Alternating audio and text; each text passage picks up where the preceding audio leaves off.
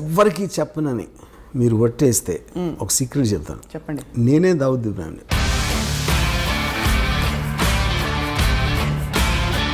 D company more డేంజరసా, RGV company more డేంజరసా అని ప్రశ్న అడుగుతుంది.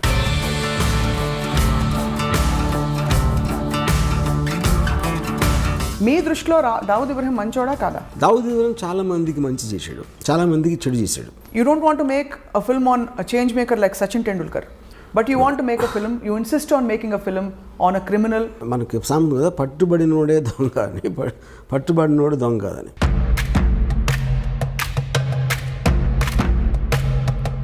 జస్ట్ క్రైమ్ చేశాడు కాబట్టి అతను చెడ్డోడు మంచోడు అంత సింప్లిస్ట్గా చేయడం కరెక్ట్ కాదు. నయీంకి ఏదో టెలివిజన్ ఛానల్ పెట్టాలనే ఒక తపన ఉండేదని, అలాంటి ఫ్యాన్సీతో ఆయనే స్వయంగా ఆయన మనుషులే లేకపోతే ఆయన ఆరాధకులు మీ చేత ఏమైనా సినిమా తీయించారని అడుగుతున్నారు. ముంబై పోలీస్ కమిషనర్ శివానందన్ ఉండేవారు. ఆయన అడిగాను, డి కంపెనీలో ఎంతమంది ఉంటారు అనుకుంటున్నాను. నేను ఒక మేబీ 2,000-3,000.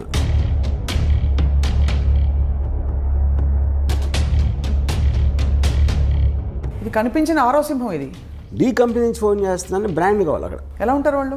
మనకన్నా మామూలుగా ఉంటారు. తెలిసి కూడా ఈ సినిమా తీయాలి, దీన్ని వెబ్ సిరీస్గా కూడా తీయాలని చెప్పి అనుకోవడంలో ఆంతర్యం ఏంటి? కృష్ణుడు ఏం చేశాడు? ఈ ఫెసిలిటేటింగ్ ద వార్. మనుషులకి మంచి చేయడానికి ఏం చేయలేదు కదా కృష్ణుడు అక్కడ. ధర్మ సంస్థాపనార్థాయ సంభవామి యుగే యుగే. దేవుడికి అంత పవర్ ఉండేది, చెడ్డవాళ్ళు ఎందుకు సృష్టించారు? సో మీరైతే మహాభారతాన్ని కూడా జస్టిఫై చేయట్లేదు ఇక్కడ. ఇట్ ఈస్ లైక్ నండగోళ. ఇంత సున్నితమైన ఈ విషయం మీద మీరు సినిమా తీస్తే మిమ్మల్ని దేశద్రోహి అని ఎవరన్నా అంటే ముద్ర వేస్తే మీరు ఒప్పుకుంటారా? 92 డిసెంబర్లో చాలా మంది ముస్లిమ్స్ని శివసేన వాళ్ళు చంపేశారు అయోధ్య తర్వాత. వాటికి పగ తీర్చుకోవటానికి వీళ్ళందరూ వెళ్ళి కాళ్ళ మీద పడిపోయి మన బాంబేలో మమ్మల్ని బతకనివ్వరు. I'm not telling first of all justifying that Dawood Ibrahim is good for the country or bad for the country. జరిగిన జర్నీ చూపెడతాను. తర్వాత ఆయనకు వారసులు ఉన్నారా? ఒకటి his daughter died because of malaria. అంత పెద్ద క్రిమినల్ కూతుర్ని ఒక దోమ వచ్చి చంపేసినారు. మీ క్రిమినల్ ఇన్ఫ్లుయెన్స్ మీ మీద ఆయనదే. మీ ఇంట్లో ఫోటో ఉంది, ఆయన పూజను చేసుకుంటారేమో అని నా హృదయంలో ఉన్నాడు. ఒక చిన్న ఎగ్జాంపుల్ చెప్తాను. చెప్పండి.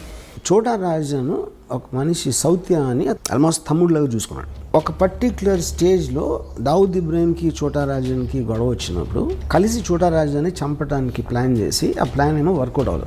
చోటా రాజాని పారిపోయాడు. ఇదంతా దుబాయ్లో జరిగింది. అంటే వీడు ఏం చేశాడంటే బాంబే నుంచి నలుగురిని తెప్పించి నేను మొత్తం అన్ని అరేంజ్ చేస్తాను, మీరు వెళ్ళి హాలిడే లాగా వెళ్ళండి దుబాయ్, అక్కడ నా వాళ్ళు వచ్చి సౌత్యాన్ని ఎలా చంపాలో వాళ్ళు ఎక్స్ప్లెయిన్ చేస్తారు, మీరు కన్విన్స్ అయితే చేయండి. వీళ్ళు సరే వెళ్ళారు దుబాయ్లో. మాల్లో బయట ఒక జిమ్ ఉంది. సౌత్య రోజు అక్కడికి వస్తాడు. పోర్ట్ దగ్గర కస్టమ్స్ వాళ్ళు అందరినీ ఆల్రెడీ సెట్ చేశాడు రాజన్ భాయ్. వాళ్ళు మిమ్మల్ని బోట్లో ఎక్కిస్తారు. ఆ బోట్ ఆ యాట్ ఇండియాకి వచ్చేస్తుంది. నెక్స్ట్ డే సాయంత్రం వచ్చాడు సౌత్య. కిందకి దిగి టపా షూట్ చేశారు. షూట్ చేసి పరిగెత్తారు. లెఫ్ట్ టర్న్ తిరిగారు. రైట్ టర్న్ తిరిగితే వ్యాన్ లేదు అక్కడ.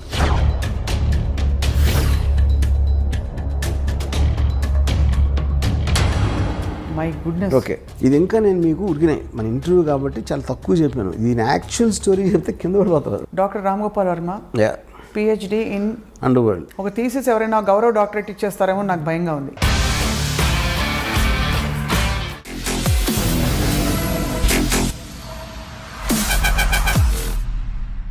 Welcome to this special interview on I dream. దర్శకులు ఫిల్మ్ మేకర్ రామ్ గోపాల్ వర్మ గారితో మనం చాలా విషయాలపై సుదీర్ఘంగా ఇంతవరకు చర్చించాం. కానీ ఇవాళ మాట్లాడబోతున్న టాపిక్ అత్యంత సున్నితమైనది, క్లిష్టమైనది. దావూద్ ఇబ్రాహిం. ఈ పేరు బహుశా ఫోన్లో స్నేహితులతోనో తెలిసిన వాళ్ళతోనో మాట్లాడడానికి కూడా మనం జంకుతూ ఉంటాం, భయపడుతూ ఉంటాం. ఈ పేరు వినగానే ఎవరు ఎక్కడ ఎలాంటి నిఘా వర్గాలు మనని ట్యాప్ చేస్తున్నారో అనే ఒక భయం కలుగుతుంది. అలాంటిది the world's most dangerous criminal Dawood ఇబ్రాహింపై ఏకంగా సినిమా తీసి పడేశారు దర్శకులు రామ్ గోపాల్ వర్మ. ఇప్పుడు ప్రస్తుతం డి కంపెనీ పేరుతో విడుదలవబోతున్న ఈ సినిమాపై మాట్లాడబోతున్నాం. అండర్ వరల్డ్ అంటే అసలు ఏమిటి తెలుసుకునే ప్రయత్నమే ఇవాల్టి ఈ ప్రత్యేక ఇంటర్వ్యూ. వర్మ గారు నమస్కారం. ఎవ్వరికి చెప్పనని మీరు ఒట్టేస్తే ఒక సీక్రెట్ చెప్తాను. చెప్పండి. నేనే దావూద్ ఇబ్రాహింని ప్లాస్టిక్ సర్జరీ చేసుకుని అలా తిరుగుతున్నా రోడ్ల మీద. మేము చాలా సీరియస్గా గంభీరంగా మొదలు పెడితే మీరు కనీసం భయం సృష్టించడానికి కూడా మీరు అవకాశం ఇవ్వండి. But see jokes apart, because I studied, అంత స్టడీ చేసిన తర్వాత ఆల్మోస్ట్ తనలాగా ఆలోచించడం మొదలుపెట్టాను. అంటే మీరు అని చెప్తారు కదా, ఒక మనిషి ఒక 6 నెలలు ఉంటే వీరు వాళ్ళు అవుతారు, వాళ్ళు వీరు అవుతారు, సామెత ఉంది కదా. అలాగే నాకు because I constantly trying to understand, అర్థం చేసుకుని తను ఎలా ఆలోచిస్తాడు, ఎందుకు ఆలోచిస్తాడు, అంత రీసెర్చ్ చేసి యాక్చువల్గా నేనే ఫీల్ అవుతున్నాను. అది మామూలుగా మీరు మంచి చెడు అని ఎప్పుడు విభజించారు మనుషుల్ని, కానీ ఇది సూటిగా అడుగుతున్న ప్రశ్న, మీ దృష్టిలో దావుద్ ఇబ్రహీం మంచోడా కాదా? ఇక్కడ పాయింట్, మంచి అనేది మంచి చేస్తారు, చెడు అనేది చెడు చేస్తారు, అంత సింప్లిస్టిక్ డెఫినేషన్ అది. దావుద్ ఇబ్రహీం చాలామందికి మంచి చేశాడు, చాలామందికి చెడు చేశాడు. అప్పుడు మీరేంటి, ఒక సొసైటీ పరంగా మనం ఆలోచించాలా, లేకపోతే ఒక తను చుట్టూ ఉన్న వాళ్ళు తను ఎలా చూసుకున్నాడు దాన్ని బట్టి మనం ఒక మెజర్మెంట్ ఉండాలా, లేకపోతే జస్ట్ లీగల్గా మన డెఫినేషన్ తీసుకుంటే క్రైమ్ చేశాడు కాబట్టి ఒక క్రైమ్ చేసిన వాళ్ళు అందరూ చెడ్డోళ్ళు అనాలా అనేది ఈ 3 పాయింట్స్ మనకు క్లారిటీ కావాలి. సో అఫ్ కోర్స్ ఇల్లీగల్గా అబ్స్కాండింగ్ కేసులో ఉన్నాడు, is a criminal person as per the law is concern. So దాంట్లో అప్పుడు ఈజ్ అ క్రిమినల్. తర్వాత మంచి చెడు అనేది నేను చెప్పేది, ఇప్పుడు తను నమ్మింది తను చేశాడు, దాని మూలం చాలామందికి మంచి జరిగింది. సో మీరు ఒక విషయాన్ని, ఇప్పుడు చెడ్డోడు ఎప్పుడు ఉంటాడు, you're actually justifying. I'm justifying అంటే justifying is not the word, because crime అనేది లీగల్ వర్డ్. అది ఎందుకు జరిగింది అనే దానికి ఒక మారల్ కాజ్ ఉంటుంది ఒక్కొక్కసారి. ఇప్పుడు 1980లో దొంగరిలో స్టార్ట్ అయింది డీ గ్యాంగ్ అనేది. యాక్చువల్గా ఆ టైంలో very lot of poverty and large families got some 14 people inside his home, brothers చెల్లెళ్ళు వీళ్ళందరూ కలిసి ఆ కైండ్ ఆఫ్ ఏ అట్మాస్ఫియర్లో ఆ ఇంజస్టిస్ ఫీల్ అయినప్పుడు somebody will want to do something rebellious. అది నక్సలైట్స్ కూడా అలాగే వస్తారు. Any kind of a rebel comes from that kind of a zone.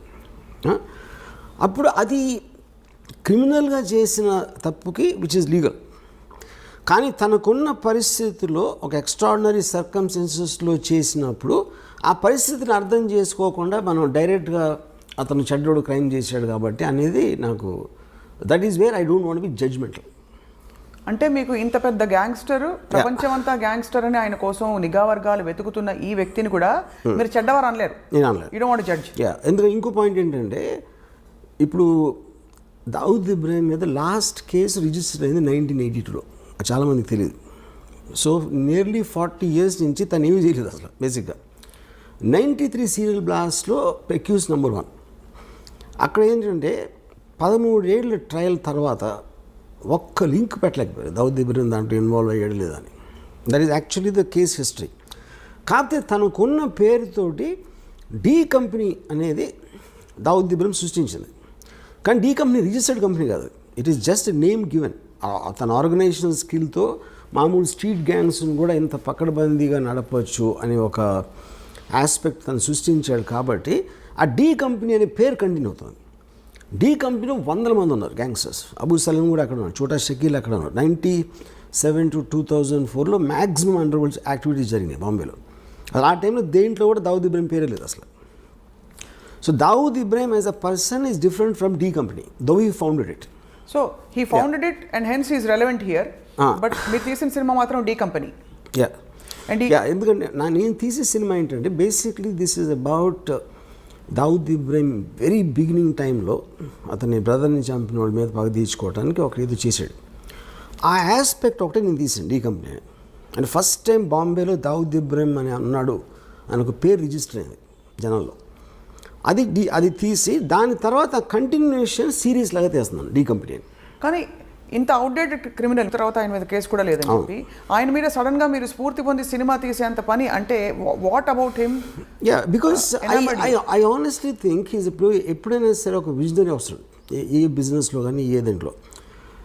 Tata బిర్లాలు అలాంటి వాళ్ళు ఉన్నప్పుడు సడన్గా అక్కడికి ధీరుభాయ్ అంబానీ ఒక అతను గుజరాత్ నుంచి వచ్చాడు. అంతకుముందు అంతంత పెద్ద ఇండస్ట్రీస్ వాళ్ళందరూ ఆలోచించి ఒక విజనరీ ఆస్పెక్ట్ తోటి ఈ change the entire industries face in India అక్కడి నుంచి. అంటే ఆల్మోస్ట్ టాటా బిర్లాని మర్చిపోయాం దాని తర్వాత. Same thing what Bill Gates did to IBM, you know.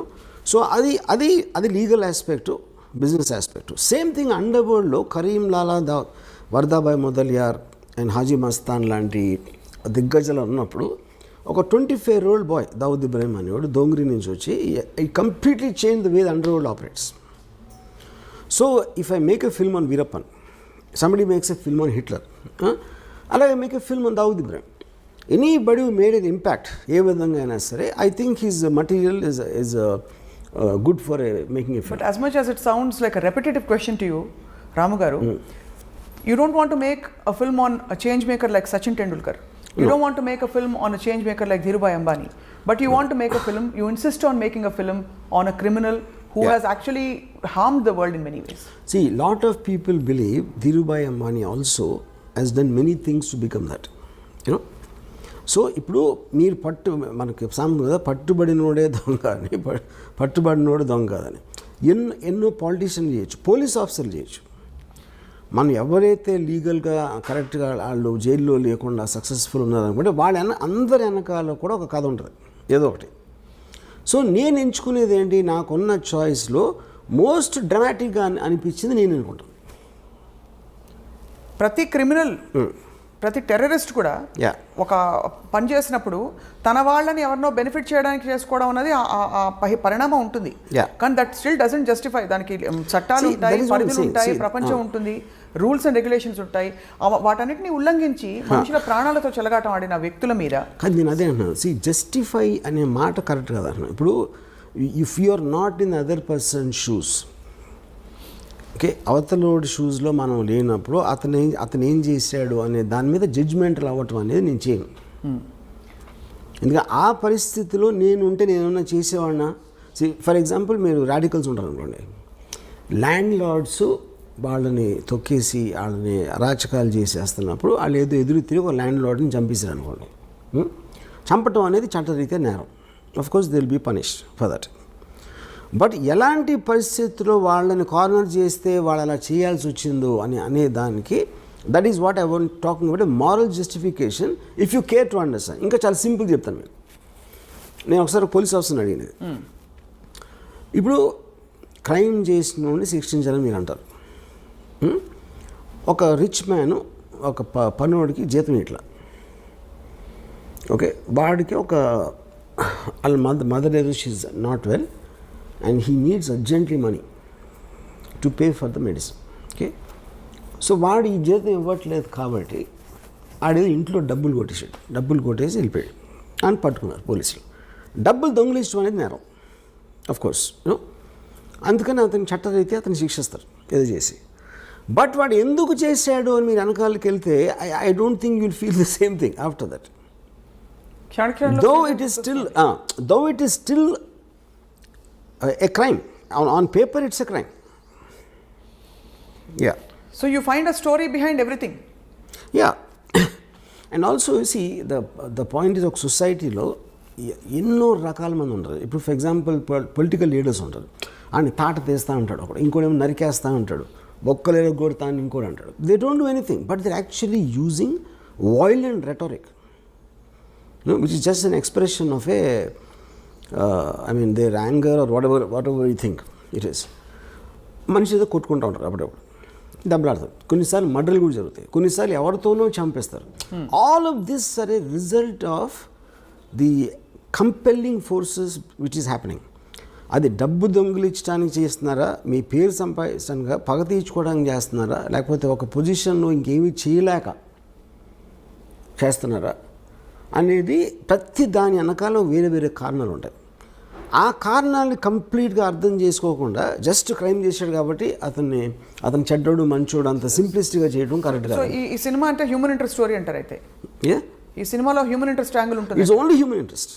Only human interest. Actually this very little action. Almost ఆ పుకార్ ఏదో వచ్చింది నిన్నో మొన్నో, స్వయంగా ఆయనే ప్రొడ్యూస్ చేయించుకున్నారు సినిమా అని చెప్పి, మీ చేత తీయించుకోవాలని చెప్పి. ఇంకెవరు అంటే అలాగే ఉంది, వింటూ ఉంటే అంత గ్లోరిఫైడ్గా వినిపిస్తుంది. గారు, is it true that is he involved in any way?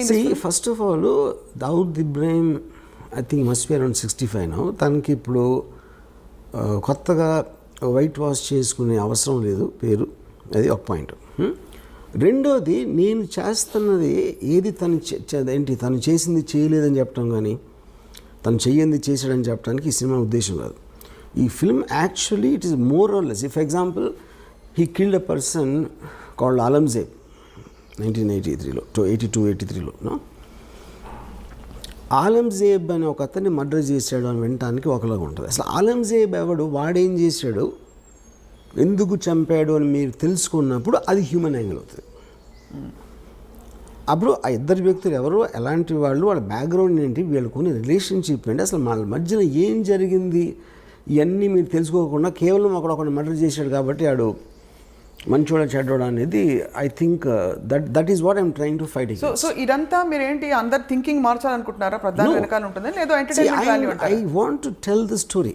I just am interested in understanding human emotions. Right. Yeah. And I'm coming back to the same question, Ramu garu. ఇప్పుడు ఒక చిన్న ఎగ్జాంపుల్ చెప్తాను మీకు. మనందరూ ఎన్నది ఏంటంటే, ఒక second వరల్డ్లో Nazi concentration క్యాంప్స్లో జరిగిన ఘోరాతి ఘోరమైన థింగ్ అది ఇంతవరకు ప్రపంచంలో ఎప్పుడు జరగలేదు.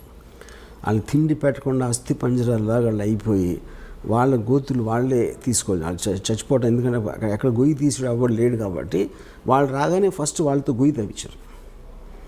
తవ్వించి ఇంకా వాళ్ళకి వాళ్ళు చూసుకోలేని పరిస్థితికి వచ్చేసరికి అందరినీ గోతు దగ్గర నిలబెట్టి గన్తో షూట్ చేసి వాళ్ళు గోతులు పడిపోయిన తర్వాత పాతిపెట్టారు. ఇది వింటే అసలు మనకి ఒళ్ళు అసలు ఎలాంటి మనుషులు ఇది చేస్తారు, చేయగలుగుతారు. ఒకటి చేశారు కానీ వాళ్ళు మనలాంటి మనుషులే కదా, మనం ఎప్పుడు చేయగలుగుతాం, చేయలేం. దీని మీద నేను చాలా బుక్స్ చదివి అసలు ఎలా ఎందుకు జరిగింది అంటే, ఇప్పుడు వాళ్ళు ఒక పిచ్చోళ్ళు అన్నవి ఉండాలి, లేకపోతే అలా చేసినందుకు వాళ్ళకి ఏదైనా, ఇప్పుడు ఫర్ ఎగ్జాంపుల్ పోలీసులు కొట్టారు అనుకోండి, ఆడిని టార్చర్ చేసి వాడిలోంచి ఒక నిజం తెప్పించడానికి ట్రై చేస్తారు, అదొక కారణం ఉండొచ్చు. Coming back to the concentration camps, నేను ఫైనల్గా ఏం రియలైజ్ అయ్యానంటే, ఇప్పుడు హిట్లరు టోటల్గా జ్యూస్ అందరినీ జర్మనీ నుంచి పంపించారు. అందరినీ కలెక్ట్ చేసుకుని హోల్డింగ్ ఏరియాలో పెట్టి ఒక చోట అక్కడి నుంచి ట్రాన్స్పోర్ట్ చేయాలనేది ఫస్ట్ డెసిషన్. ఓకే, ఈ డెసిషన్ ఎక్కడ బెడిచుకొట్టిందంటే, ఈ పోలాండ్ తోటి వార్ స్టార్ట్ అయింది, అక్కడి నుంచి గ్రేట్ బ్రిటన్ అటాక్ చేసింది. సడన్గా మొత్తం ట్రాన్స్పోర్టేషన్ అంతా కొలాప్స్ అయిపోయి వీళ్ళని ట్రాన్స్పోర్ట్ చేసే పరిస్థితి పోయింది. పోయేసరికి ఆల్రెడీ కలెక్ట్ చేసి అందరూ వచ్చేస్తున్నారు కాబట్టి వాళ్ళకి పెట్టడానికి వార్ జరుగుతుంది. మొత్తం అందరూ సోల్జర్స్ అందరూ వార్లో బిజీగా ఉన్నారు. వీళ్ళని గార్డ్ చేయడానికి మనుషులు లేరు.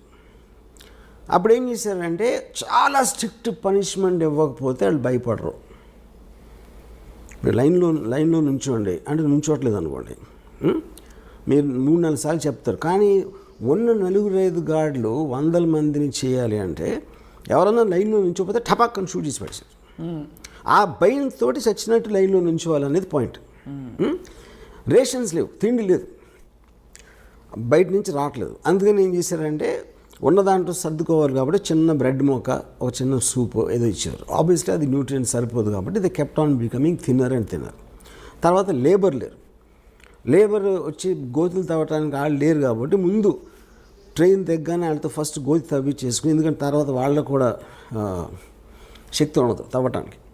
ఇవన్నీ ప్రిపరేషన్ చేసి ఇది చేశారు. సో ఇవన్నీ మీరు అన్నారనుకోండి, మీరున్నా నేనున్నా అదే చేసేవాడు. ఏది ఆ పరిస్థితికి తీసుకొచ్చింది ఎవరు? హిట్లర్. ఒక డెసిషన్. హిట్లర్ ఆ డెసిషన్ ఇలా చంపాలని చేసాడా? చేయలే. తను అనుకున్నది ఏదో వర్కౌట్ అవ్వలేదు అక్కడ. So every decision will create situations which not are necessary in your control after some time. You know, అప్పుడు నేను ఈ బుక్ మొత్తం చదివితే నాకు వాళ్ళ మీద కూడా జాలేసింది. ఇది ఎవరైతే ఇదంతా చేశారో యూనో ఆ డెసిషన్స్ తీసుకోవడానికి. అప్పుడు కేట్ విన్స్లెట్ది రీడర్ అనే ఒక టెరిఫిక్ సినిమా వచ్చింది. She worked as a guard in one of these camps మాట. ఫైర్ యాక్సిడెంట్ జరిగితే ఎవరు తప్పించుకోవట్టుకుండా ఉండటానికి తన తీల ఏది మన అదే ప్రిజనర్స్ తప్పించుకోకుండా చెయ్యాలని అమ్మాయిది జాబ్ అక్కడ. ఎప్పుడైతే గేట్లు తీయలేదో వాళ్ళు చచ్చిపోయారు. దాని మీద కోర్ట్ ట్రయల్ జరిగినప్పుడు వాట్ వర్ యూ డూయింగ్ అంటే, I was doing my job అంది.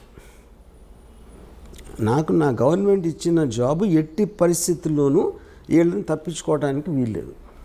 అప్పుడు ఇలాంటి పరిస్థితి వచ్చినప్పుడు ఆ డెసిషన్ సొంతంగా తీసుకోవచ్చా తీసుకోలేరా అనేది పాయింట్ అక్కడ. ఇవన్నీ అంటే వీటికి మీరు ఇస్తున్న జస్టిఫికేషన్ అండర్స్టాండ్, ప్రధాని వెనకాల ఒక కారణం ఉంటుంది, ఒక ఒక ఆంతర్యం ఉంటుందని చెప్పి, బట్ దాన్ని దీంతో ఒక విల్లింగ్గా కావాలని వచ్చి ఒక పవర్ కోసం ఎస్టాబ్లిష్ చేసుకున్న ఒక క్రిమినల్, ఒక గ్యాంగ్స్టర్ ఇప్పటికి కూడా ప్రపంచం వెతుకుతుంది ఆయన కోసం. సో అటువంటి సినిమా మీరు తీశారంటే ఖచ్చితంగా 2 కారణాలు ఉండాలి. ఇప్పుడు నయీం గురించి విన్నప్పుడు కూడా నయీంకి ఏదో టెలివిజన్ ఛానల్ పెట్టాలనే ఒక తపన ఉండేదని, ఆయన టీవీలో కనిపించడానికి ఇష్టం అని, అలాంటి ఫ్యాన్సీస్ వాళ్ళకు ఉంటాయని చెప్పి గ్యాంగ్స్టర్స్కి, అలాంటి ఫ్యాన్సీతో ఆయనే స్వయంగా ఆయన మనుషులే లేకపోతే ఆయన ఆరాధకులు మీ చేత ఏమైనా సినిమా తీయించారని అడుగుతున్నారు. మొన్న కూడా ఎక్కడో ఇంటర్నెట్లో వైరల్ అయింది ఈ మాట. Is it right? Is it true? That's not true. First of all gangster అనేది ఒక వర్డ్. అది గ్యాంగ్స్టర్ అనే దాని మీనింగ్ ఏంటి? ఒక గ్యాంగ్ని నడిపేవాడు, లేకపోతే గ్యాంగ్లో పనిచేసేవాడు. ఆయన కాదా gang? Gang is organise, of course organise crime అనేది గ్యాంగ్స్టర్ బేసిక్గా. ఆర్గనైజ్ క్రైమ్ అంటే ఏంటంటే మీ తెలివితోటి క్రైమ్ చేస్తా కూడా తప్పించుకునేలాగా ఒక సిస్టమ్ క్రియేట్ చేయటాన్ని ఆర్గనైజ్ క్రైమ్ అంటారు. లేకపోతే మామూలు క్రైమ్ అది అప్పటికప్పుడు ఏదో అనుకుని ఒకళ్ళిద్దరు చేసేది. ఒక గ్రూప్ ఆఫ్ పీపుల్ కూర్చుని ప్లాన్ వేసి ఇలా చేస్తే మనం పట్టుబడం, ఇలా చేస్తే మనం పైకి వస్తాం, ఇలా చేస్తే అలా అవుతుంది అని ఒక ప్లాన్ ప్రకారం ఒక గ్రూప్ ఆఫ్ పీపుల్ చేయటాన్ని ఆర్గనైజ్ క్రైమ్ అంటారు. So for example D company ఉందనుకోండి. డీ కంపెనీ నేను ఒక 1999-2000లో ఒక ముంబై పోలీస్ కమిషనర్ శివానందన్ అని ఉండేవారు. ఆయన అడిగాను, డీ కంపెనీలో ఎంతమంది ఉంటారు అనుకుంటున్నారు? నేను ఒక మేబీ 2-3,000, మ్యాక్సిమం 20 మంది ఉంటారు. నాకు షాక్ అది. అంటే ఎందుకంటే ఎంత ఎక్కువ మంది ఉంటే న్యూస్ బయటకు వచ్చేటప్పుడు అంత ప్రమాదం ఉంటుంది. అన్ని నోళ్ళు మూయించాలి, అన్ని నోళ్ళని కంట్రోల్ చేయాలి. అది చాలా క్లోజ్ గ్రూప్ ఉంటుంది. కానీ డీ కంపెనీ కోసం పనిచేసే వాళ్ళు వేలల్లో ఉంటారు. కానీ వాళ్ళు ఎవ్వరికి కూడా డీ కంపెనీకి పనిచేస్తున్నట్టు తెలియదు చాలామందికి దాంట్లో. Which is the whole power of an organisation. They don't know their employer. అంటే ఇది కంపెనీ ఉండొచ్చు. ఫర్ ఎగ్జాంపుల్ నా దగ్గరికి ఒక ప్రొడ్యూసర్ వస్తాడు. ఆ ప్రొడ్యూసర్ వచ్చి నేను మీద సినిమా తీస్తానంటాడు. సో ప్రొడ్యూసర్ పేరు ఏదో ఉందాడు, అది సపోజ్ అటు సినిమా తీస్తాడు. సినిమా అనేది లీగల్ బిజినెస్. అప్పుడు నేను తీస్తాను సినిమా, కానీ అతను డీ కంపెనీ మనిషి. కానీ నేను పనిచేసేది ఎవరికి? ఇతనికి. ఇప్పుడు మీరు కలిసిన ప్రతి ఒక్కరు వాళ్ళ బ్యాక్గ్రౌండ్ మీకు తెలియదు కదా, తెలియడానికి ఛాన్సే లేదు కదా, you know. So this is how సట్లీ it operates. ఇప్పుడు అలా మీ ఎంప్లాయర్ మీకు తెలియదేమో? తెలీదు, ఎవరికి తెలియదు. బాంబేలో చాలాసార్లు మీకు ఇలాగా భరత్ భాయ్ షా కేసులో చోరీ చుప్కే సల్మాన్ ఖాన్, ప్రీతి జింటా, రాణి ముఖర్జీ అలాంటి యాక్టర్స్ ఉన్న పిక్చరు నాజీమ్ రిజ్వీ అని ఒకటి ప్రొడ్యూస్ చేశాడు. భరత్ భాయ్ ఫిల్మ్ ఫైనాన్షియల్, ఆయన ఎన్నో సంవత్సరాల నుంచి చేస్తున్నాడు. నాజీమ్ రిజ్వీ అండర్ వరల్డ్ మనిషి అని సినిమా సగమయ్యేది తెలిసి, అది ఎవరో చెప్పారు. కానీ అండర్ వరల్డ్ మనిషి అంటే ఏంటి అసలు అర్థం ఏంటి? ఫస్ట్ అది చెప్పండి. అండర్ వరల్డ్ మనిషి అంటే మీరు డైరెక్ట్గా క్రైమ్ చేసే వాళ్ళు ఒకళ్ళు ఉంటారు. అంటే డైరెక్ట్ క్రైమ్ అంటే ఏంటి? లీగల్ డెఫినేషన్లో. సెకండ్ డిగ్రీ వాళ్ళేమో వాళ్ళు వాడుకుంటారు, అది కొంచెం ఫోన్ చేసి చెప్పారా అని. వాడు చేయడు. కాకపోతే employing the threat, D company వాళ్ళు నాకు తెలుసు అనే ఒక ఇన్ఫర్మేషన్ తోటి ఇంటిమిడియేట్ చేయటం అదొక పద్ధతి. మూడోది, మీరు లీగల్గా చేయలేని పనులు కొన్ని వాళ్ళు మీకోసం ఇల్లీగల్గా చేస్తారు. మీ బుక్స్లో అన్నిట్లో అలా ఉంటుంది, కానీ మీరు వేరేగా చేసేయని వాళ్ళు ఒక సెపరేట్ టీంతో వాళ్ళు చేస్తారు. ఓకే, ఫర్ ఎగ్జాంపుల్ లీగల్గా మీరు ఇంపోర్ట్ చేసుకున్నారు అనుకోండి, ఒక 100 వీసీఆర్లు ఆ టైంలో చెప్తున్నాను, ఇల్లీగల్గా 500 వీసీఆర్లు వస్తాయి. 500 వీసీఆర్లు డీ కంపెనీ వాళ్ళు పంచుకుని వాళ్ళు చేసి మీ ఫెసిలిటేట్ చేసినందుకు మీకు కొంత ఇస్తారు, మిగతా వాళ్ళు తీసుకుంటారు. సో డైరెక్ట్గా ఎవడైతే కంపెనీలో ఉన్నాడో వాడు చేయలేదు, అది వాడు దాన్ని అమ్మలేదు, వాడు కొనలేదు, ఫెసిలిటేట్ చేశాడు అంతే. ఆ ఫెసిలిటేషను 100 వీసీఆర్లు పోతే 500 వీసీఆర్లు వచ్చినాయి అని తెలుసుకోవడం అనేది చాలా కష్టం. సో ఇప్పుడు ఈ లింక్స్ మీద లింక్స్, ఇప్పుడు ఒక మర్డర్ ఉందనుకోండి, ఇప్పుడు ఎవడో ఒక ఎక్కడో కలుస్తాడు, ఒక జైలు, ఒక్కొక్కసారి జైల్లో అవ్వచ్చు, ఇంకొకసారి ఎక్కడో ఒక స్మాల్ టౌన్లో ఒక పని ఉంది చేస్తావా అంటాడు. ఏంటండి ఇలా నువ్వు జస్ట్ బాంబే వచ్చి నువ్వు చిన్న గన్ వేస్తావు, ఫలానా ఒక్కడిని షూట్ చేయి. అని ఆడికి డబ్బులు ఆఫర్ ఇస్తాడు. వాడేంటి వీడు మాట్లాడేవాడు రషీద్ అనేవాడు అబ్దుల్ అనేవాడు చెప్పాడు అన్నవాడు. ఈ రషీద్ అసలు బాంబే రాడాడు. ఈ అబ్దుల్ని ట్రైన్ ఎక్కించి పంపుతాడు. ఈ అబ్దుల్ అక్కడ దిగి నువ్వు ఫలానా హోటల్లో అక్కడ స్టేషన్ బయట ఎలా ఉంటుంది అక్కడ ఉండవు. మళ్ళీ అక్కడ ఫోన్ వచ్చి నువ్వు బయటకు వచ్చి బాండ్రా బస్ స్టాండ్ దగ్గర నువ్వు వెళ్ళు, అక్కడ గ్రీన్ షర్ట్ బ్లాక్ ప్యాంట్ వేసుకుని అక్కడ కనిపిస్తాడు. ఆడికి నీ పేరు మల్బార్ అని చెప్పి అంటాడు. ఆడు వెయిట్ చేస్తున్నాడు. ఆడ అసలు పేరేమో తక్కువ మీద ఉంటుంది, ఆడేమో సలీం అని చెప్పాడు. వీళ్ళిద్దరి దగ్గరికి ఒక బురకా వేసుకున్న వచ్చి ఒక చిన్న ప్యాకెట్ ఇచ్చారు. ఈ బురకావిడ ఎవరు వాళ్ళకి తెలియదు, వాళ్ళెవరో బురకావిడికి తెలియదు. వాళ్ళు వెళ్ళి ఎక్కడో తీసి దాన్ని ఓపెన్ చేస్తే దాంట్లో ఒక చిన్న కంట్రీ పిస్టల్ ఉంటుంది. ఉండి అక్కడి నుంచి నువ్వు ఫలానా చోట టెలిఫోన్ బూత్ దగ్గర వేయచా ఫోన్ వస్తుంది. వచ్చేసరికి నువ్వు జూహుకి వెళ్ళి ఫలానా ఒక బ్రౌన్ బంగ్లో ఉంటుంది, దాని బయట ఇలాంటి కారు ఉంటుంది.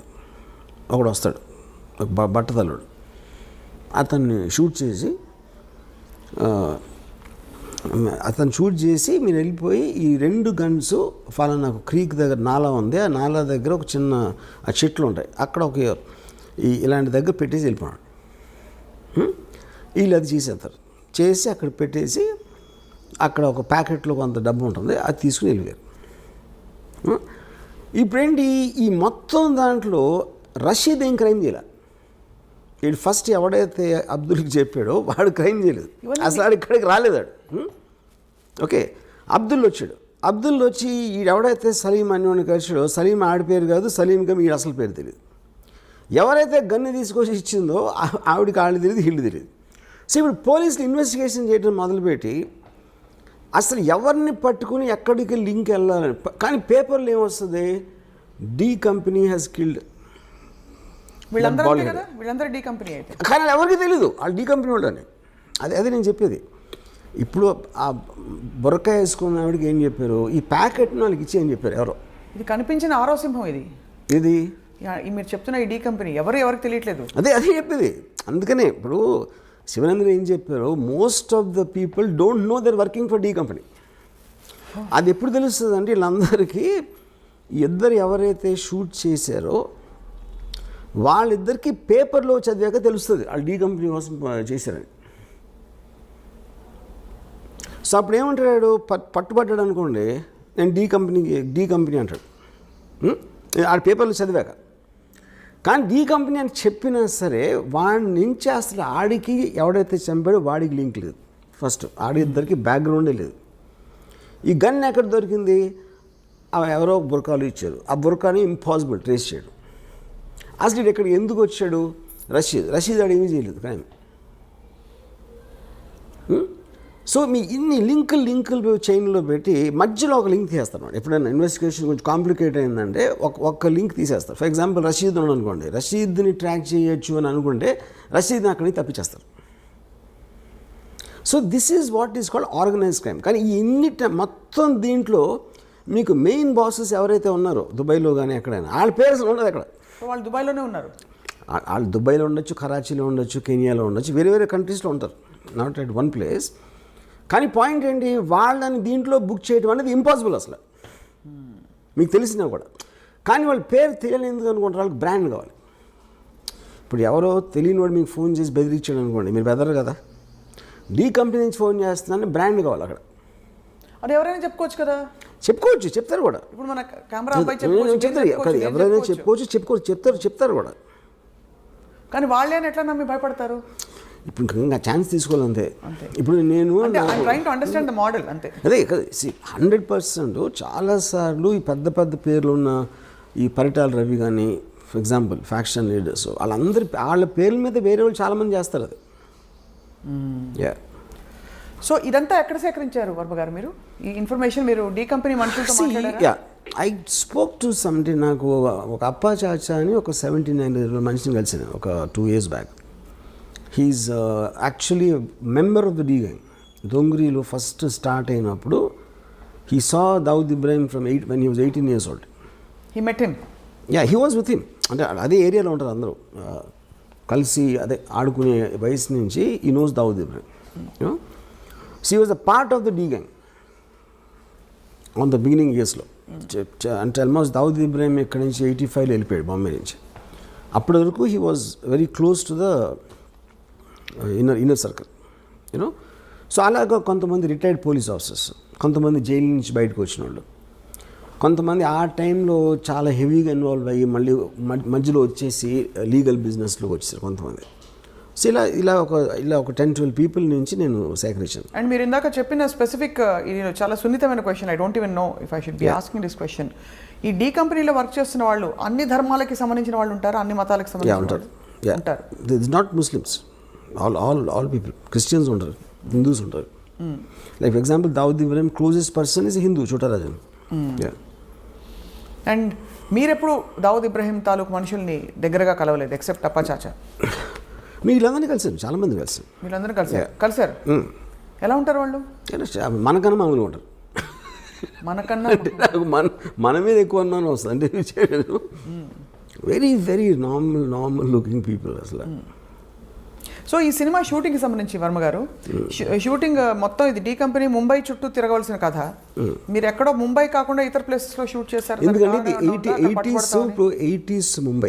80s ముంబై అనేది ముంబైలో ఉండడానికి ఛాన్సే లేదు. ఎందుకంటే Mumbai it's very very expensive place.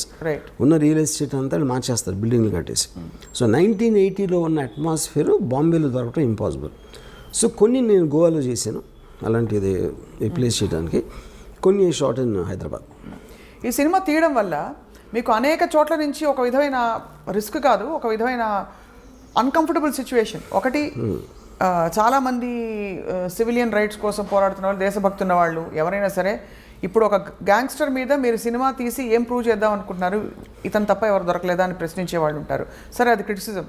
రెండోది, మీరు ఒక ఇలాంటి ఒక క్రిమినల్, మన దేశానికే ముప్పు తెచ్చిపెట్టిన ఒక క్రిమినల్ని ఈ విధంగా మీరు సినిమా తీసే అంతగా గ్లోరిఫై చేస్తారా అని చెప్పి మీకు అఫీషియల్గా కేంద్రం నుంచి అనేక చోట్ల నుంచి ఉన్న సర్కార్ వల్ల మీకు అనేక విధాల డిసప్రూవల్ వస్తుంది.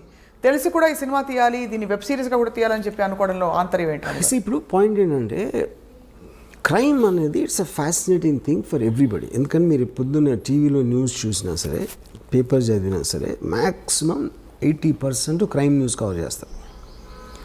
ఇవాళ మొత్తం వెబ్ సిరీస్లో the most famous is Narcos, which is do with gangsters and అన్వర్డ్. ఓకే, సో ఇన్హెరెంట్గా మనకున్న బోరింగ్ లైఫ్స్ నుంచి we're always attracted to study and understand or relish such people. So the attraction towards violent people, including Mahabharatam.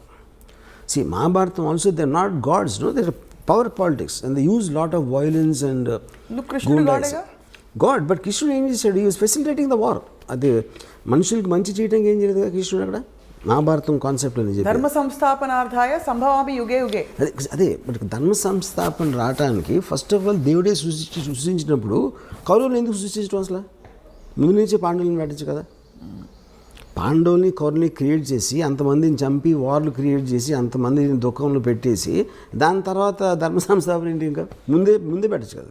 ముందే అసలు చెడ్డవాళ్ళు లేకుండా అదే కదా దేవుడికి అంత పవర్ ఉండేది. చెడ్డవాళ్ళు ఎందుకు సృష్టించారు అంటున్నాం అంటే ఇలా జరిగితే ఇలా ఉంటాయి పర్యవసానాలని మనిషికి చెప్పడానికి ఈ యుగంలో చెప్పాల్సిన అవసరం ఉంది. ముందు నుంచి మంచి పేరు అయిపోయింది కదా పని. సో మీరైతే మహాభారతాన్ని కూడా జస్టిఫై చేయట్లేదు ఇక్కడ. Mahabharatam is just about power politics.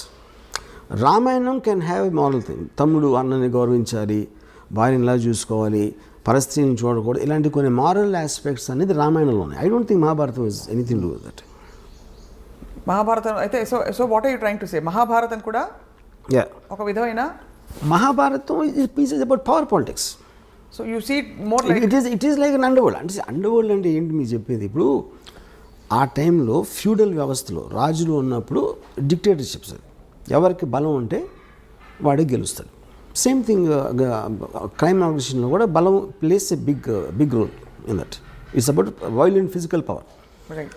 మీరు సివిలైజ్ సొసైటీ వచ్చినప్పుడు లాస్ ఉంటాయి, రూల్స్ ఉంటాయి, వాటి బట్టి నడుస్తాం. కాబట్టి ఏ ఒక్క వ్యక్తికి అంత పవర్ ఉండకూడదు అనే దాంట్లో ఒక ప్యారలల్ సిస్టమ్స్ వస్తాయి.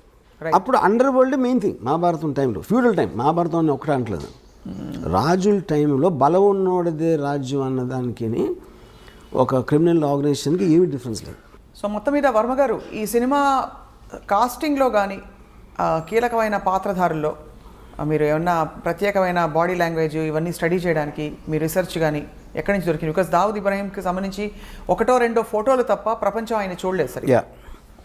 అండ్ ఇంకొక సూట్ సరే ఇది అయ్యాక రెండో సూటి ప్రశ్న. సో మీరు ఎక్కడి నుంచి చేశారు ఈ రీసెర్చ్ అంతా కూడా to make people believe that this is perhaps what Dawood Ibrahim look like? See anybody ఒక మనిషి ఫర్ ఎగ్జాంపుల్ నేను when I did on Veerappan you know నేను సినిమా తీసే టైంకి వీరప్పన్ పోయి ఆల్రెడీ 10 ఏళ్ళు అయిపోయాయి ఆర్ మోర్. సో ఏది మీరు చేసినా you when in the research most authentic sources మీకు సాధ్యమైనంత వరకు. ఇప్పుడు నిజం అనేది బిలీవబుల్గా ఉండాలి. నిజం అనేది ఎవరికి తెలియదు ఎప్పటికీ, ఎందుకంటే మీరు ఆ టైంలో మీరు లేరు, అది చేసినప్పుడు మీరు లేరు. అలాంటప్పుడు మీరు రిపోర్ట్ చేసిన, ఒక కథ రాసిన, ఒక కాలం రాసిన, సినిమా తీసిన, the way your piecing it together it should sound truthful you know. So ఇప్పుడు నేను సపోజ్ 5 అడిగినాను అనుకోండి దావుద్ ఇబ్రాహీం గురించి, 5 వర్షన్స్ చెప్తున్నారు అతను ఎలాంటి అతను. ఒక 3 చెప్పండి మాకు. అంటే ఒకడేమో అసలు నాకు అది చాలా పిరికోడు అండి, మీడియా చేసింది, అసలు అడిగి ఏమీ లేదు అని చెప్పాడు ఒకడు. ఇంకోడు అంత తెలివైనడు అసలు ప్రపంచంలో ఉన్నాడు అని చెప్పాడు ఒకడు. ఇంకోడేమో అసలు తన చేతికి మట్టకుండా చేస్తాడు, అసలు చాలా పెద్ద మ్యానిపులేటర్ అని చెప్పాడు. ఇంకోడెవడో అసలు అంత దావుద్ ఇబ్రాహీం పేరు మీద చేశారని వేరే వాళ్ళు, అతని ఏదో అమాయకుడు అని చెప్పాడు. ఇంకోడేమో అసలు అంతకన్నా డేంజరస్ మనిషి అసలు ప్రపంచంలో అని చెప్పాడు. సో ఈ 5 వేరే పాయింట్స్. నా పాయింట్ ఏంటంటే అతను ఈ 5 కాకపోవచ్చు, 5 కూడా అవ్వచ్చు, ఏది డిపెండింగ్ ఆన్ ద టైం. ఎవరు ఏ పరిస్థితుల్లో కలిశారు, ఎప్పుడు కలిశారు అన్న దాని మీద మనకి మనుషుల మీద ఇంప్రెషన్స్ ఫామ్ అవుతాయి. అవును, కరెక్ట్. మీరు క్యారెక్టరైజేషన్ ఇస్తున్నప్పుడు ఎవరేం చెప్పినా కూడా దావుద్ ఇబ్రాహీం గొంతు సన్నగా ఉందనుకోండి, క్యా బేటా కైసా హే అని ఉందనుకోండి, ఒక పెద్ద గ్యాంగ్స్టర్ని మీరు అలా చూపించలేరు, గంభీరంగా చూపించాలి. ఒకలాంటి ఒక లుక్, ఒక విధమైన ఏం చెప్పాలి, ఒక హీరోయిక్ ఇది కల్పించక తప్పదు. ఎందుకంటే మనకు తెలిసిన దావుద్ ఇబ్రాహీం ఆయన చాలా గ్లామరస్, పార్టీ లవింగ్ పర్సన్ అని రకరకాల విషయాలు తెలుస్తుంటాయి. సో ఇవన్నీ ఎలా మీరు సమకూర్చారని అది సిద్ధం చేయి. అప్పుడు మీరు మాట్లాడుతున్నప్పుడు ఎవరితో అయితే మీరు మాట్లాడుతున్నారో వాళ్ళు చెప్పే డీటెయిల్స్ కొన్ని ఉంటాయి. ఆ డీటెయిల్స్ ఎవరు మామూలు ఎవరు చెప్పలేరు డైరెక్ట్గా. ఉదాహరణకి నేను ఈ అప్పా చాచాని, ఈ సాబిర్ని చంపేసినప్పుడు ఫాదర్ ఎట్లా రియాక్ట్ అయ్యాను. ఫాదర్ హెడ్ కానిస్టేబుల్, చుప్చాప్ కోనే బయటికి అయినా జస్ట్ రూమ్లో మూల కూర్చుని ఉండిపోయాలి, ఎందుకంటే దొంగరి ఏరియాలో జరుగుతూనే ఉంటాయి దాన్ని. ఇప్పుడు రూమ్లో మూల కూర్చుంటాం అనే డీటెయిల్ నాకు చాలా ఇంట్రెస్టింగ్ అనిపించింది. సెంటర్లో రూమ్ మధ్యలో కూర్చుంటానికి, మూల కూర్చోటానికి ఏదో ఒక తేడా ఉంది అక్కడ యూనో. అంటే ఆల్మోస్ట్ ఎవరి దారిలోకి రాకుండా ఆయన ఒక్కరే కూర్చుని. ఓకే, సో ఆ పాయింట్ ఏంటంటే అప్పుడు చెప్పే విధానంలో ఇలాంటి డీటెయిల్స్ తోటి మనకి ఒక ఇది వస్తుంది యూనో. ఇప్పుడు వీరప్పన్ గురించి నాకు ఒక పోలీస్ ఆఫీసరు ముద్దుమలై ఫారెస్ట్లో ఎప్పుడు కలిసినప్పుడు చెప్పాడు, సరే వీరప్పను పులి మీద తిరుగుతూ ఉంటాడని చెప్పాడు. ఆ మాట చెప్పగానే మనకు ఫస్ట్ పోతుంది ఎవరు అతను, అక్కడ లోకల్ మనిషి, పోలీస్ ఇన్స్పెక్టరు, అయినా కూడా వీరప్పని పులి మీద తిరుగుతాడంటే అది ఒకవేళ నిజంగా తిరిగినా మనం నమ్మం. సో నిజం అనేది నమ్మబుల్గా ఉండాలి, అంతేగాని అది నిజమని కాదు బేసిక్గా. దాని తర్వాత మీరు డాట్స్ కనెక్ట్ చేస్తారు. డాట్స్ కనెక్ట్ చేయటువంటి మీనింగ్ ఏంటంటే అంతకుముందు ఎప్పుడూ చెయ్యని వాడు సడన్గా ఇది ఎలా చేశాడు, దీనికి దానికి మధ్య ఏం జరిగింది అని ఒక వర్షన్ ఉండొచ్చు, ఏం జరిగి ఉంటుందని మీ ఇమాజినేషన్ ఉంటుంది. ఆ ఇమాజినేషన్ మీరు అవతలకి చెప్పినప్పుడు అవునేమో అని ఆడు అంటాడు ఒకసారి. ఎందుకంటే ఇప్పుడు నేను ఉన్నాను అనుకోండి, కొంతమంది నన్ను జీనియస్ అంటారు, కొంతమంది ఏమో పెచ్చోడు అంటారు, కొంతమంది అసలు ఏంటి ఏం మాడతాడు ఆడే వాగుతాడు ఏదో అంటారు. But the point is like ఇందాక నేను చెప్పినట్టు మనలో ప్రతి ఒక్కరికి అలాంటి వేరే వేరే వర్షన్స్ ఉంటాయి. Right. So finally we will decide to believe one version and that will be your film is that will be the truth. Yeah. But ఇతర విషయాలు దావుద్ ఇబ్రహీం వ్యక్తిగత జీవితం గురించి మీరు వీరప్పన్కి ప్రేమ కథ పెట్టారు. ఇప్పుడు ఈ సినిమాలో కూడా అలాంటి ప్రేమాయణాలు with his family. Because Dawood is a very woman man, and he had affairs with a lot of women, and he had affairs. ఎక్కడో మధ్యలో రకరకాల పుకార్లు వచ్చేవి. బాలీవుడ్లో కూడా ఆయనకి చాలా రిలేషన్షిప్స్ అఫేర్స్ ఉన్నాయి పుకార్లేం కదా ఉన్నాయి. He actually was living with Mandakini, married Mandakini, for nearly 10 years. Yeah. What was the last time we heard of Dawood Ibrahim in అంటే ఆయన జాడలు కానీ? We are hearing it now, right now, yes, because of the Sachin Wajay connection. Yes. So మరి ఈ టైంలో ఇంత సున్నితమైన ఈ విషయం మీద మీరు సినిమా తీస్తే మిమ్మల్ని దేశద్రోహి అని ఎవరన్నా అంటే ముద్ర వేస్తే మీరు ఒప్పుకుంటారా? అదే ఇప్పుడు ఫస్ట్ ఆఫ్ ఆల్ దేశంలో దావుద్ ఇబ్రాహిం ఏం చేశాడు అని ఎవరికి తెలియదు. ఫస్ట్ మనకు ఒక ఫ్యాషన్ అయిపోయింది మాట్లాడితే దావుద్ ఇబ్రాహిం అని చెప్పడం. మీరు చెప్తే నమ్మరు, Dawood Ibrahim most wanted criminal in India for last 30-40 years. Okay, actual ఉన్న కేసులు రెండే. What are the 2 cases? ఒకటేమో సమద్ ఖాన్ అని ఒక మర్డర్ జరిగింది. సమద్ ఖాన్ని 4-5 కలిసి చంపారు. దాంట్లో దావుద్ ఉన్నాడు అనేది ఒక ఎలిగేషన్ ఉంది, ఒకటి. రెండోది 93 blast.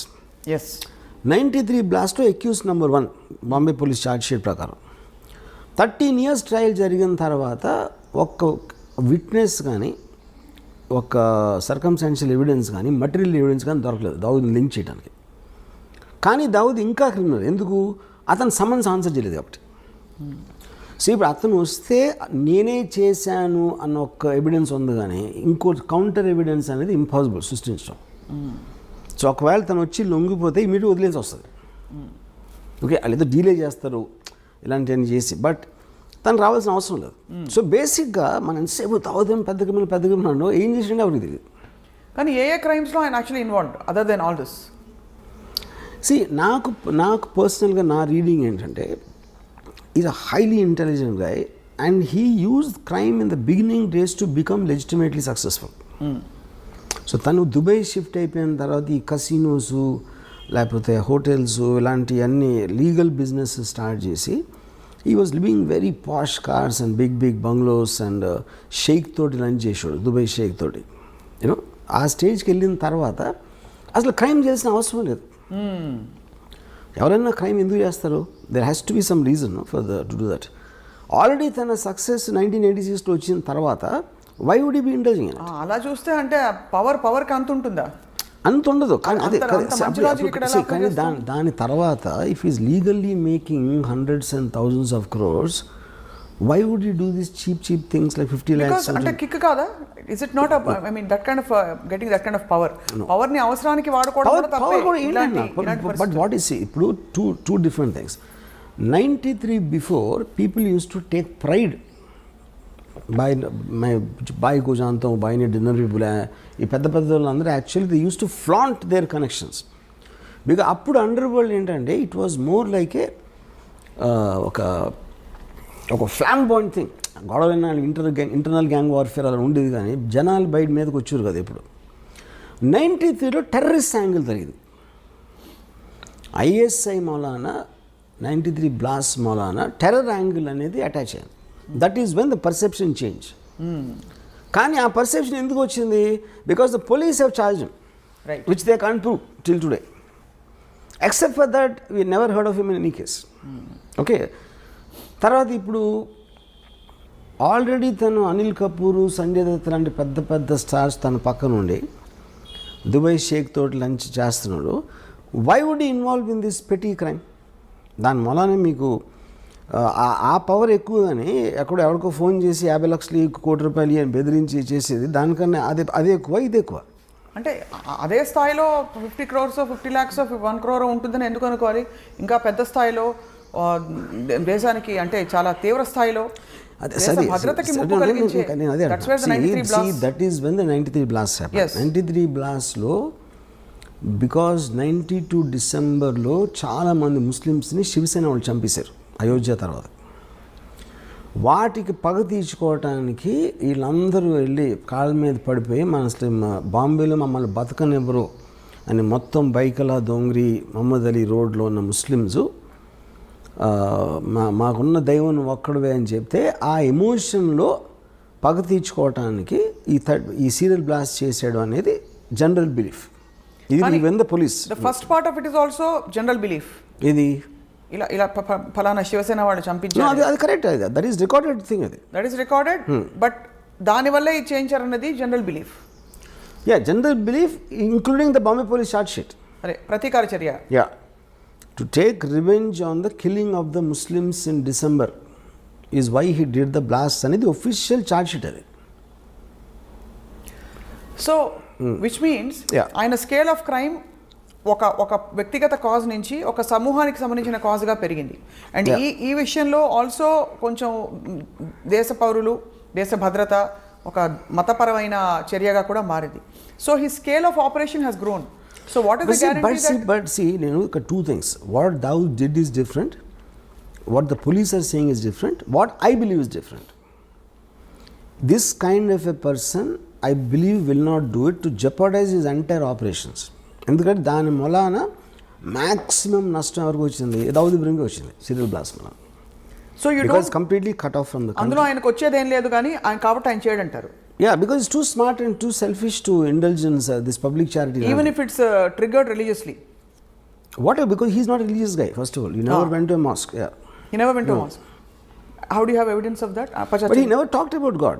All Muslims maximum God in front చేస్తారు కదా ఇప్పుడు. Dawood Ibrahim never spoke about God. So ఈ కాంటెక్స్లో Varma garu, you are mentioning Anil Kapoor, Sanjay Dutt వీళ్ళందరూ కూడా ఆయన సన్నిహితంగా ఉండేవారు. ఆ సాన్నిహిత్యం అసలు ఎలా ఏర్పడుతుంది అంటే ఒక గ్యాంగ్స్టర్ అని తెలిసే వెళ్తారా బాలీవుడ్ నటులు అంటే? ఎందుకంటే ఆ టైంలో అండర్ వరల్డ్ అనే వర్డ్ మనం ఇప్పుడు యూజ్ చేసిన కాంటెక్స్ట్లో ఉండేది కదా అసలు. వాళ్ళందరూ పవర్ఫుల్ పీపుల్ అక్కడ. బడా ఆద్మీ అని బడా ఆద్మీ బహుత్ ఏ ఆయనకి ఒక హీరో లాగా చూసేవారు గ్యాంగ్స్టర్స్ని. వీళ్ళు హీరోలు అందరూ కూడా సిటీలో ఇప్పుడు ఫర్ ఎగ్జాంపుల్ పరిటాల రవి ఉన్నాడు. Paritala Ravi very violent and dangerous గా అంటారు. మొత్తం మీకు అనంతపూర్ జిల్లాలో ఎందుకు అందరం ఎక్కించింది? అందుకే ఎక్కించింది. కానీ ఇక్కడ తేడా ఏమొస్తుందంటే వర్మ గారు, ప్రధానంగా ఒక అబ్స్కాండింగ్ ఇలాంటి క్రిమినల్కి ఒక పొలిటికల్ ఫేస్ ఉండే ఒక తీవ్రమైన వ్యక్తికి there is a big difference. ఈ మనిషి అందుబాటులో ఉన్నారు, ఈ మనిషి తప్పించుకుని వెళ్తున్నాడు కాబట్టి ఎక్కడున్నాడో తెలియదు. ఈచ్ పర్సన్ తను ఉన్న పొజిషన్, తను ఉన్న సిచ్యువేషన్లో తనకు అనుగుణంగా అడ్వాంటేజ్ తీసుకుంటాడు. పరిటాల రవి అనే మనిషి అనంతపూర్లో ఉన్నాడు. అనంతపూర్లో ఏమేమి మనకు వర్కౌట్ అయితే వేరే ఉంటాయి. దుబాయ్లో దావుద్ ఇబ్రహీం అంటే తనకు వేరే వర్కౌట్ అవుతాయి. వీళ్ళకి ఉండే ఫ్యాసినేషన్ ఆయనకి ఫిల్మ్ స్టార్స్ పట్ల ఎందుకు ఉండేది ఫ్యాసినేషన్? దట్ ఇస్ వెరీ అది because he deliberately wanted to give that colour to the gang. అంటే మనం వీధి రౌడీలాగా ఉండకూడదు, మనని రెస్పెక్ట్తో చూడాలి. జనాలు రెస్పెక్ట్తో ఎప్పుడు చూస్తారు? రెస్పెక్టబుల్ పీపుల్తో ఉన్నప్పుడు చూస్తారు.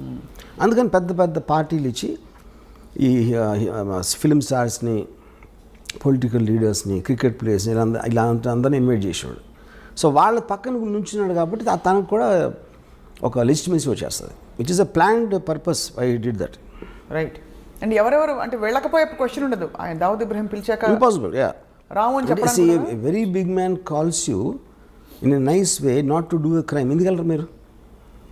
అంటే ఎందుకు క్రిమినల్స్తో మనకు ఎందుకు అని అనుకోవాలి కదా. అది అంటే ఇప్పుడు క్రిమినల్స్ అంటే ఇప్పుడు పిక్ పాకెట్ క్రిమినలే, దావుద్ ఇబ్రహీం క్రిమినలే. కానీ తనకున్న ఇమేజు ఇప్పుడు ఎవ్రీబడి వాంట్స్ పవర్ఫుల్ ఫ్రెండ్స్. ఫలానా ఒకటి తెలిస్తే ఎప్పుడైనా మనకు పనికొస్తాడు.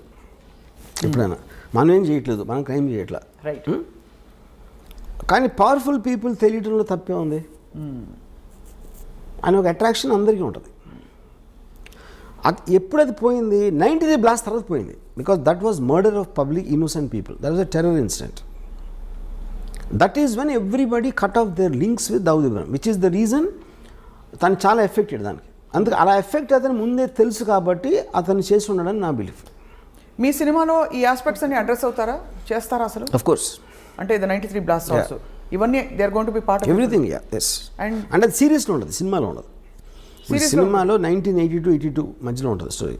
సో ఎమర్జెన్స్ వరకు మీ సినిమా. యా, ఆ తర్వాత జరిగిన కార్యకలాపాలు అన్ని సిరీస్ అవన్నీ సిరీస్లో ఉండబోతున్నాయి. So how are you going to, అంటే ఇప్పుడు ఎంత మీరు నార్కోస్ లాంటివి చూసినా ఇది ఒక రియల్ లైఫ్ సంఘటన, అందులో మన దేశానికి సంబంధించిన సంఘటన. సరే మీరు దేశభక్తి ఉందే లేదు అని చెప్పినా కూడా ఎక్కడో అక్కడ మీకు కొంచెం ఉంటుంది కదా, అంటే ఒక విధమైన concern. How are you going to justify making series? I am not telling first of all justifying that Dawood Ibrahim is good for the country or bad for the country. జరిగిన చూపెడతాను. Then it's up to the people. ఇప్పుడు నేను మన దేశానికి స్వాతంత్రం తెచ్చింది దావుద్ ఇబ్రాహిం చెప్పట్లేదు కదా నేను. What exactly he's I'm showing that. Right. It like a documentation of a full story, big story that shook up the entire country at one point of time. Right. Ram Gopal Varma గారు, దావుద్ ఇబ్రాహింని ఎప్పుడైనా కలిసే అవకాశం కానీ ఆలోచన కానీ మీకుందా? ఆయనకు ఈ సినిమా తర్వాత ఉంటుంది అనుకుంటారా? I don't think so. ఎందుకంటే Dawood Ibrahim is a highly secretive person. Last మరి ఆ సీక్రెట్స్ అన్ని మీరు బయట పెట్టేస్తున్నారు కదా ఈ సినిమాలో. కాదు, నేను అనేది తను ఇప్పుడు ఇంటరాక్షన్ నేను చెప్పేది. 35 yearsలో తన ఒక ఫోటో బయట రాలేదు. ఎందువల్ల అంటారు? అది I'm very surprise actually. And ఒక వీడియో క్లిప్ కానీ ఒక ఫోటో కానీ. And also you're wrong in saying that people are searching for him. That's not true. ఒక పాయింట్ ఏంటంటే he's under another name in Pakistan. ఇప్పుడు ఇండియాకి పాకిస్తాన్కి ఎక్స్ట్రాడిషన్ ట్రీటీ లేదు. సో ఇప్పుడు ఫర్ ఎగ్జాంపుల్ తౌబిష్ అని ఒక ముస్లిం ఉన్నాడు అనుకోండి కరాచీలో. వాడు అక్కడే క్రైమ్ చేసి ఆడొచ్చి హైదరాబాద్లో ఉన్నాడు అనుకోండి, మనం పట్టించుకుంటాం. మనం పాకిస్తాన్లో ఎవడో ఏదో చేస్తే మనం ఇప్పుడు క్రైమ్ అనేది ఇప్పుడు జ్యూరిస్డిక్షన్ మన దగ్గర ఉండి మన దగ్గర ఉన్నప్పుడు క్రైమ్ చేయాలి. సో ఎవరు చూడడం లేదంటారు? ఎవరు చూడలేదు. సో ఆయన ఎక్కడైనా ఎయిర్పోర్ట్ లోకి వచ్చి కనిపించలేతే మీ గోవా బీచ్ లో షూటింగ్ సెట్ పక్కన ఇండియాలో ఈజ్ వాంటెడ్ పర్సన్. అదే అడుగుతున్నా, ఇండియాలోనే చెప్పాను హీస్ వాంటెడ్ కదా. ఇండియాలో కాదు, మీరు ప్రపంచం అంతా ఎదుగుతుంది. ప్రపంచం అంతా తిరిగి వెతుకుతున్నారని మన వాళ్ళు. They are going around the world looking for him. No, they're not. They all believe that he is in Pakistan. He is known to be in Pakistan. Yeah. But they can't go into Pakistan, ante. Right. Which is why he is hiding there. But now he is actually in the form of your hero. మీ పాత్రగా ఇప్పుడు తెర ముందుకు వస్తుంది Dawood Ibrahim. So మీ పాత్రని ఇష్టపడతారా జనం? చూసి కష్టపెట్టుకుంటారా? What is your gut feeling? Anybody you see as a human being, you'll always tend to like him. ఎందుకంటే హ్యూమన్ బీయింగ్స్ ఎమోషన్ కనెక్ట్ అవుతారు. రైట్. లాజిక్ కనెక్ట్ అవుతారు, రేషనాలిటీ కనెక్ట్ అవుతారు, థాట్ ప్రాసెస్ కనెక్ట్ అవుతారు. ఇప్పుడు మీరు నార్కోస్ చూసారనుకోండి, పబ్లో ఎస్కోబార్ ముందు Dawood Ibrahim is nothing. అంత పబ్లో ఎస్కోబార్ని మనం హ్యూమన్ బీయింగ్గా చూసినప్పుడు మనం ఒక 2 seasons చూసాం కదా వరుస. ఎందుకంటే పబ్లో ఎస్కోబార్ మన లైఫ్ని డైరెక్ట్గా ఇంపాక్ట్ చేసినట్టు మనకు తెలియదు. బట్ వెంచువల్లీ మన లైఫ్ అంటే కంట్రీ కాదు కదా, eventually life. Number of people Pablo Escobar ఒక్కడిని చంపడానికి మొత్తం ప్లేన్ కూల్చాడు పబ్లో ఎస్కోబార్. అలాంటి మనిషి కూడా మీ దగ్గర నుంచి అతను రూమ్లో ఉన్నప్పుడు, అంటే సినిమా అనేది almost you are with him at that time. 100% you will get emotional with anybody like that. మీరు ఇచ్చిన అనేక ఇంటర్వ్యూస్లో వర్మ గారు మీరే చెప్పారు, మనిషి ఎప్పుడు నెక్స్ట్ ఏమిటి అని వెళ్తూ ఉండే ప్రయాణం మనిషిది. ఇప్పుడు ఒక అత్యంత పవర్ఫుల్ అండ్ అత్యంత ఒక డబ్బులుండే పరిస్థితికి వచ్చేసిన ఒక క్రిమినల్ గ్యాంగ్స్టర్ మైండ్లో ఇప్పుడు ప్రపంచం పట్ల, దేశం పట్ల, లేదు మనుషుల పట్ల ఏం ఎమోషన్స్ ఉండుంటాయి, తర్వాత ఆయనకు వారసులు ఉన్నారా, ఇలాంటి డీటెయిల్స్ అన్ని కూడా మనకి బయటపడతాయి. ఒకటి his daughter died because of malaria. అంత పెద్ద క్రిమినల్ కూతుర్ని ఒక దోమ వచ్చి చంపేసింది. ఓకే. ఇంకొక డాటరు మియాందాద్ అనే మన క్రికెట్ ప్లేయర్ గాట్ మ్యారీడ్. ఒక సన్ ఏమో మౌలానా అయిపోయాడు. Is almost like equal Pujari లాగా. Pujari. But I think Dawood is a guy, I doubt he will have any familiar. నేను విన్నది ఏంటంటే ఇప్పుడు present life style, he sleeps the whole day and is awake the whole night partying and partying. Yeah, that's only thing it does I believe. He is not with Mandakini anymore. Mandakini ఎప్పుడూ తెలిసి, Mandakini, I think more than 20 years. Did they have kids together? Do we know of that? Mandakini has a son. Everybody suspects it's Dawood Ibrahim's son, but she doesn't tell that. ఎవరితో మాట్లాడదు. చాలా ఇంట్రెస్టింగ్గా ఉంటుంది. మీరు ఎంత research చేశారు? ఎందుకంటే వాస్తవాలు, యథార్థాలు, కల్పితాలు ఉన్నా ముందు 4 యథార్థాలు దొరికితే 10 కల్పితాలను జోడించవచ్చు. ఇక్కడ దొరకడమే కష్టం, అన్ని ఊహాగానాలే. ఈ మనిషిని ఎవరు చూడలేదు. ఇంకోటి అసలు ఇన్సైట్ కోసం ట్రై చేయరు. అసలు నాకు ఎంతసేపు పైన చూసేసి ఒక ఇప్పుడు బ్యాడ్ పర్సన్ గుడ్ పర్సన్ అని ఎక్కడ ఉండడు. బ్యాడ్ పర్సన్ అంటే ఎందుకు బ్యాడ్ అయ్యాడు తెలుసుకోకుండా బ్యాడ్ అంటాం అనేది ఇట్స్ వెరీ సూపర్ఫిషియల్ జడ్జ్మెంట్. కానీ ఎందుకు బ్యాడ్ అయినా కూడా దేశద్రోహంలో కానీ మనుషుల్ని చంపడంలో కానీ పాల్పడితే ఖచ్చితంగా అది ఫస్ట్ బ్యాడ్ అనేయాలి. తర్వాత మనం బ్యాడ్ ఎందుకు అయ్యాడని పిహెచ్డి చేసుకోవచ్చు. కానీ అన్నది that is what I'm saying. ఇప్పుడు క్రైమ్ అని లీగల్ సిస్టమ్ ఉన్నదే ఎందుకు, టోటల్ సొసైటీకి ఉన్న ఒక కంబైన్డ్ గుడ్ కోసం ఈ చేయకూడదు అని కొన్ని రూల్స్ పెట్టుకుంటాం. ఆ రూల్స్ని అధిగమించిన క్రిమినల్ అంటాం. That obviously is going to be. కానీ ఆ రూల్స్ని అడ్డు పెట్టుకుని వేరే వాళ్ళు they might do worse than that because they are smarter in different positions. అలాంటిది అవతల వాళ్ళు ఫీనప్పుడు వాళ్ళు రెబెల్ అవుతారు. రెబెల్స్ అంటే ఏంటి, బేసిక్గా were thumbing the nose against the system. So వాళ్ళకి ఒక్కొక్కసారి పవర్ ఉండొచ్చు, వాళ్ళు బయటపడిపోవచ్చు, లేకపోతే జైల్లో ఉండొచ్చు. రైట్. సో ఇప్పటికే దాదాపు పెద్ద పెద్ద క్రిమినల్స్ అందరూ కవర్ అయిపోయారు వర్మ గారు. మీ సిరీస్ ఆఫ్ క్రిమినల్స్లో ఇంకెవరైనా మిగిలిన్నారా దావుద్ తర్వాత? ఉన్నారు చాలామంది. వాళ్ళందరూ మీ సినిమాలు తీస్తారు అయితే? నన్ను ఒకళ్ళు అడిగారు, మీరు డైరెక్టర్ అవ్వకపోతే గ్యాంగ్స్టర్ అయి ఉండేవారా అని. మీరు డైరెక్టర్ అవ్వకపోతే క్రిమినల్ గ్యాంగ్స్టర్ అయ్యేవారా అని. నేను I'm like A naturalist studies wild animals. అందరూ మీకు జంతువులు, ఫారెస్ట్లో ఒక స్నేక్ ఉండొచ్చు, కోబ్రా ఉండొచ్చు, లేకపోతే టైగర్ ఉండొచ్చు, లయన్ ఉండొచ్చు. ఆ వైల్డ్ యానిమల్స్ స్టడీ చేయడం నాకు ఇష్టం. That doesn't mean I'm the wild animal. Okay. So ఇప్పుడు నాకు ఒక దాని మీద ఒకడిని చంపాడు అంటే ఆ యాక్ట్ కన్నా ఎక్కువ వాడు చంపే పరిస్థితి, చచ్చిపోయే పరిస్థితి ఎందుకు తెచ్చుకున్నాడు, వీడు చంపే పరిస్థితికి ఎందుకు వచ్చాడు అని స్టడీ చేయడం నాకు ఎక్కువ ఇష్టం. మీరు గతంలో అమ్మాయిల గురించి కూడా ఇలాగే అన్నారు. ఏమని? వైల్డ్ లైఫ్ న్యాచురలిస్ట్ మీరు. అమ్మాయిల గురించి అలా, అమ్మాయిలు అంటే I think that is art for me. అమ్మాయిలు అంటే ఆర్ట్ ఫిల్మ్, నాట్ ఇలాంటి సినిమా కాదు. రైట్. దావుద్ ఇబ్రహీం జంతువు అయింటే ఏమైండేవారు? ఏ జంతువు అయిండేవారు closest? I definitely won't equate him with these dangerous animals. But actually, most dangerous animal is human being. Andukane you can control all the animals. Actually, you know, I can't say fox also. Definitely, I won't equate him neither with a snake nor a tiger. ఇప్పుడు ఒక పెద్ద బ్రహ్మ ప్రశ్న, snake or tiger you're saying, అంతేనా? అంటే స్నేక్కి మనం మామూలుగా పావురా అంటే ఏదో దాక్కుని మనకు కనిపించకుండా కాటేస్తుంది అన్న దాని మీద వచ్చి ఉంటుంది అనుకుంటున్నా. పాము అంటే మనకు తెలీదు ఎప్పుడు కాటేస్తుందో అని. టైగర్ అనేది ఆబ్వియస్ స్ట్రెంగ్త్ అది. కానీ తెలివితేటలు కూడా ఉన్నాయి కాబట్టి నక్క కూడా ఉండొచ్చు. అంటే నక్క పాయింట్ ఏంటంటే పరిగెడతా ఉంటుంది. తెలివిగా ఏం చేస్తుందో నాకు ఇంతవరకు తెలియదు. నక్క తెలివింది అంటారు కానీ అది ఏం తెలివి ఉపయోగించింది నాకు తెలియదు ఇంతవరకు. సో ఇది ఒక అన్ని కలగలిసిన ఒక విచిత్ర జంతువు, అంతేనా? అయితే ఇది మోర్ నియర్ టు దట్. అన్ని కలగలిసి, అన్ని క్వాలిటీస్ కలగలిసిన ఒక విచిత్ర యూనిక్ జంతువు. ఒక పెద్ద డౌట్, నక్కలాగా ఆలోచించి పాములాగా కాటేసి ఫస్ట్ కాటు పడగానే టైగర్ అయిపోతాడు. I think this is the correct thing. ఇచ్చాదారి సాంప్లాగా ఉండడానికి. డి కంపెనీ మోర్ డేంజరసా, ఆర్జీవీ కంపెనీ మోర్ డేంజరసా అని ప్రశ్న అడుగుతున్నారు అందరూ అడుగుతున్నారు మీరు తీసే సినిమాల్ని బట్టి. ఇప్పుడు పాయింట్ ఏంటంటే సినిమాల్లో రొమాన్సైజ్ చేస్తారు అని చెప్తారు, లేకపోతే గ్లోరిఫై చేస్తారు క్రిమినల్స్ని. ఇప్పుడు ప్రతి కమర్షియల్ మెయిన్ స్ట్రీమ్ సినిమాలో కూడా పవన్ కళ్యాణ్ 20 మందిని కొట్టాడు, మహేష్ బాబు 50 మందిని కొట్టాడు, ఇంకోటి ప్రభాస్ 100 మందిని కొట్టాడు. అందరు చప్పట్లు కొడుతూ ఉంటారు, ఏలేస్తూ ఉంటారు. వాళ్ళు ఏం చేస్తున్నారు? చట్టాన్ని వాళ్ళ చేతులకు తీసుకుంటున్నారు, ఇర్రెస్పెక్టివ్ ఆఫ్ వాళ్ళు ఏ రోల్ వేసినా. But that is not to be taken seriously because it's a very comic book, fun, entertainment, action. Nobody takes that seriously.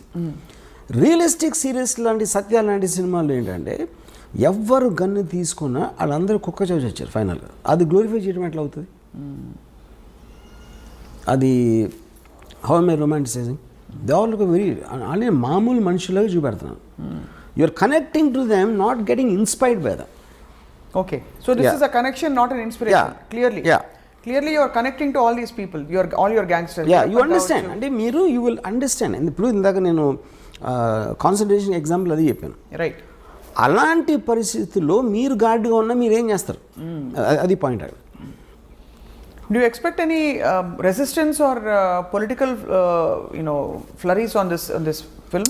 I don't think so, because see, we It's make outdated? film on all lots of criminals. See, మీరు బుక్కులు రాస్తున్నారు, లేకపోతే documentaries చేస్తున్నారు, ఎవరు cinema తీస్తున్నారు, ఏం difference? Right. So మొత్తం మీద హిందీ భాషలో విడుదలవుతున్న సినిమా, ఆ తర్వాత వెబ్ సిరీస్ కూడా అనేక భాగాలలో దావుద్ ఇబ్రహీం కార్యకలాపాలపై వర్మ గారు రీసెర్చ్ చేసి మరి రూపొందిస్తున్నారు. Will same star cast continue Varma garu, or most of them will continue? Tell us a little bit about your casting. అంటే ఈ క్యారెక్టర్స్కి వెతకడానికి మీరు ఆడిషన్ చేశారా? ఆబ్వియస్లీ అంటే నాకు Dawood Ibrahim character I wanted, అంటే అతను హీరోలాగా ఉండకూడదు, ఏదో మసిల్స్ సిక్స్ ప్యాక్ వచ్చి ఉండకూడదు. I wanted a very mild looking person who slowly starts growing in the period of time. అతని మైండ్ సెట్ కానీ ఇప్పుడు అన్నచాటు తమ్ముడులాగా ఉంటాడు most of the time, you know. అప్పుడు ఇది ఆల్మోస్ట్ ఈ యొక్క కాస్టింగ్కి నేను నియర్లీ 35 to 40 పీపుల్ని ఆడిషన్ చేశాను. అండ్ తన brother character is very important సినిమాలో. సో ఆ బ్రదర్కి నాకు తనే పంపాడు, అశ్వత్, దావుద్ ఇబ్రాహిం రోల్ వేస్తున్నాడు. So look for this actor అంటే భలే ఉన్నాడు. ఎవరు ఎత్తునంటే నా తమ్ముడు ఉన్నాడు. In real life also they're brothers. Yeah. But ఈ ఎమర్జెన్స్ సినిమాలో మరి ప్రేమాయణాలు అవి ఉండవు, అయితే ఉండొచ్చు. ఉన్నాయి కానీ very limited time. What is the focus? అంటే ultimately D company the movie that is going to release, దాని ద్వారా ఏం చెప్పదలుచుకున్నారు మీరు to the world? What is the one story your narrating? I think ఇప్పుడు ఫిల్మ్ అనేది ప్రైమర్లీ, ఇప్పుడు నేను శివ తీసినప్పుడు ఏం చెప్పదలుచుకోవాలా, సత్య తీసినప్పుడు ఏం చెప్పదలుచుకోవాలి, ఏ సినిమా అయినా it is something, storytelling is to create an interesting feel to the listener. ఇదే cinema it might be, it's completely fictional. ఇప్పుడు గాడ్ ఫాదర్ ఉంది, Godfather is based on Al Capone. Right. Al Capone ఎవరైతే నాకు తెలియదు, God father చూసినప్పుడు ఆ సినిమాగానే చూసాం. అమెరికాలో తెలుసు అల్ కపోన్ ఎవరు, you know. So this film might be seen by generation who never heard of Dawood Ibrahim. So they look at it like a story. So ఇప్పుడు మీరు స్టార్ట్ అయినప్పటి నుంచి మీకు ఒక క్యారెక్టర్స్తో జర్నీ చేస్తున్నారు. Whatever you will feel అంతే. రైట్. సో వెయిట్ చేస్తున్నాం Varma garu. Let's watch how D company is going to, I won't say entertain, more like enlighten viewers about, అంటే ఇలాంటి ఒక మాఫియా, ఒక గ్యాంగ్స్టర్, ఒక అండర్ వరల్డ్ ఉండిందని చెప్పి. ఇప్పుడు కూడా అండర్ వరల్డ్ జాడలు ఎక్కడైనా కనిపిస్తాయి Varma garu? We don't know. ఇప్పుడు అండర్ వరల్డ్ ఏంటంటే there are things underworld dormant ఉంటుంది, లేకపోతే ఆపరేషన్. డార్మెంట్ అంటే మీరు ఏం చేయకపోతే డార్మెంట్, అది అప్పుడు లేదని చెప్పినాం ఉంది. ఇప్పుడు ఫర్ ఎగ్జాంపుల్ 97, 2005లో కోట్లు అడిగారు, 5 కోట్లు 4 కోట్లు ఎక్స్ట్రాషన్. ఇప్పుడు 10 లక్షలు 20 లక్షలు అడుగుతారు. సో 10 లక్షలు 20 లక్షలు అడిగినప్పుడు ఏదో సెటిల్ చేసి ఒక 5-10 ఇచ్చేస్తారు. ఎందుకంటే 5-10 కోసం మళ్ళీ మనం పోలీస్ కంప్లైంట్ ఇచ్చి ఇది అది చేయాలి, ఆ తలనొప్పులు ఎందుకు రాని, అప్పుడు ఆ విషయాలు బయటికి రావు. ఆ బయటికి రానప్పుడు మనకి అండర్ వరల్డ్ లేదనిపిస్తుంది. అదొక పాయింట్. రెండోది, ఎప్పుడైతే మీకు సొసైటీ అడ్వాన్స్మెంట్ పెరిగిన కొద్దీ ఆటోమేటిక్గా ఆర్గనైజ్ క్రిమినల్ సిండికేట్స్ పనిచేయవు. ఇప్పుడు 1920sలో ప్రొహిబిషన్ టైంలో వచ్చింది అమెరికాలో మాఫియా. ఆల్మోస్ట్ 1970కి అయిపోయింది. 1970 నుంచి అమెరికాలో మాఫియా అనేది లేదు అసలు. సేమ్ థింగ్ ఇండియాలో 90s తర్వాత ఇంతవరకు కొత్త గ్యాంగ్స్టర్ అనేవాడు రాలేదు. ఆవిడ 1995 ముందు వరకు వచ్చారు, కానీ 95 తర్వాత లాస్ట్ 20 yearsలో you not seen. But what is the reason? Police వ్యవస్థ ఇంకొంచెం పటిష్టమైన. yes of course 100%. అంటే ఇంకోటి మీకు బ్రాండ్ నేమ్ రావడం కష్టం. ఇప్పుడు బ్రాండ్ నేమ్ ఇండిపెండెంట్గా పేరు లేకుండా ఆయన క్రైమ్ చేయొచ్చు, కానీ డీ కంపెనీ ఫలానా దావుద్ ఇబ్రాహిం, ఫలానా అబూ సలీం, ఫలానా చోటా షకీల్ అనేది అది సేమ్ రీజన్. ఫ్యాక్షనిజం కూడా అంతరించిపోవడానికి అదే కారణం. As much as it's unrelated. నిన్న ఇక్కడ మేదీపట్నం దగ్గర జరిగిన హత్య చూసారా? నేను చూడాల. Brutal murder. 2 లాయర్లు ఒక 2 వారాల క్రితం మర్డర్ అయ్యారు. అదే రోడ్డు మీద చూసారా? అవును. అంటే వన్ వండర్స్. ఇప్పుడు కూడా అదే సిమిలర్. ఒక పవర్ స్ట్రగుల్లో ఒక వ్యక్తి వచ్చి, అఫ్కోర్స్ అర్ధరాత్రి జరిగింది ఇది, ఇంకో వ్యక్తిని తలపై కటా కర్రేసి కొట్టేసి, అండ్ పొలిటికలీ కనెక్టెడ్ అని వినికిడి. కాస్త ఇంకా ఆఫ్ కోర్స్ ప్రాథమికంగా బయటపడుతున్న విషయాలు, బట్ జస్ట్ నాకు ఇంకోటి ఏంటంటే ఇప్పుడు లాస్ట్ ఫ్యూ ఇయర్స్లో ఈ రోడ్ల మీద చంపడం అనేది ఎన్నో సార్లు చూసాం, మనీ అయిపోయాయి. కానీ నా ఉద్దేశం అది ఎప్పుడు జరుగుతుంది, ఇప్పుడు సెల్ ఫోన్లు మనం తెలుస్తున్నాయి మనకి అని నా ఫీలింగ్. ఇంత దారుణంగా ఎప్పుడు జరిగాయి వర్మ గారు? రకరకాల సెల్ ఫోన్ వీడియోస్ వలన మనకు తెలుస్తుంది యాక్చువల్గా. ప్రతి ఓడి చేతిలో వీడియో తీసేసే పరికరం ఉండటం వలన ఈ బయటకు వస్తున్నాయి. అంతకుముందు ఇలాగే జరుగుతుంది, అది ఉండి కొత్తగా రోడ్డు మీద చంపుదాం అని ఒక fresh batch of thinking, I doubt that is the point. చాలాసార్లు మర్డర్స్ ఎప్పుడు మీ దారిలో ఉన్నప్పుడు, ఎందుకంటే మీ ఇంట్లో ఉన్నప్పుడు ఎక్కడికి వెళ్తున్నప్పుడు కాకుండా ఈ రోడ్లో వస్తాడు అన్న ప్లానింగ్ చాలా ఎక్కువ ఉంటాయి. చాలా ఫ్యాక్షన్ మర్డర్స్ కూడా జరిగినాయి, అదే అండర్ వరల్డ్ కూడా అదే జరుగుతాయి. I think it is cell phones which are making us feel ఏదో ఈ మధ్యన స్టార్ట్ అయినాయి అన్నట్టు. రైట్. యా, వర్మ గారు మీరు పాడిన పాట మా కోసం బిఫోర్ వి వైండ్ అప్, చాలా ఫిలసాఫికల్ పాట, కత్తులతో సావాసం తర్వాత. हम आते हैं खाली हाथ, जाते हैं खाली हाथ. అంతే ఫిలసాఫికల్గా డీప్గా పాడారు. But it is actually quite surprising to see, ఒక సీరియస్ సబ్జెక్ట్కి మీరు ఎంత ఆబ్జెక్టివిజం, ఎక్కడ ఎమోషన్ ఇంటర్ఫియర్ కాకుండా ఆబ్జెక్టివ్గా ఒక కథని కథగా చూసి, ఒక వాస్తవాన్ని ఎన్ని అవాంతరాలు, సవాళ్ళు, క్వశ్చన్స్, క్రిటిసిజం వస్తాయని తెలిసి కూడా మీరు నేను చేసేది చేసి తీరుతానని చెప్పి మరొకసారి ప్రూవ్ చేశారు. సో ఈ సినిమా అదే స్థాయిలో ఉంది. సో నేను ఇందాక చెప్దామని మర్చిపోయాను. నాకు ఇప్పుడు నేను క్రిమినల్ అవ్వలేను, ఇప్పుడు అవ్వను. కానీ క్రిమినల్ ఆర్గనైజేషన్ ఎవడన్నా పెడతానంటే నేను మంచి కన్సల్టెంట్ అవ్వచ్చు. Criminal organisation consultant. అప్పుడు ఎవరెవరు కాదు, ఏ గ్యాంగ్స్టర్స్ ఏ తప్పులు చేశారు అది మనకి రిట్రాస్పెక్ట్లో చూసాం కాబట్టి ఆ కారణాలు అర్థమైనాయి. కాబట్టి ఇలాంటివి చేయకుండా ఉండాలి, ఇలాంటి సజెషన్లు. అలా కాకుండా పోలీసులకి ఇవ్వచ్చు కదా సలహాదారుగా, సలహాలు పోలీసులకి ఇవ్వచ్చు కదా. అంటే కాదు, ఫస్ట్ ఆఫ్ ఆల్ పోలీసులు కూడా ఇస్తాం. పాయింట్ ఏంటంటే పోలీసులు క్రియేట్ జరిగేది క్రిమినల్ ఆర్గనైజేషన్. ఇప్పుడు ఎవడో కొత్తగా కూడా కంపెనీ పెడదాం అనుకుంటున్నాడు, వాడు కన్సల్టెన్సీకి వెళ్తాడు. ఎందుకంటే కన్సల్టెన్సీ ఇలాంటి కంపెనీలు ఎన్నో ఉన్నాయి, వాడి హిస్టరీ ఏంటి, బ్యాక్గ్రౌండ్, ఆ మటీరియల్ అంతా ఆడి దగ్గర ఉంటుంది. ఆడు చెప్తాడు ఏది చేయాలి చేయకూడదని ఏదో సలహాలు వేస్తాడు, which is why it's called consultancy.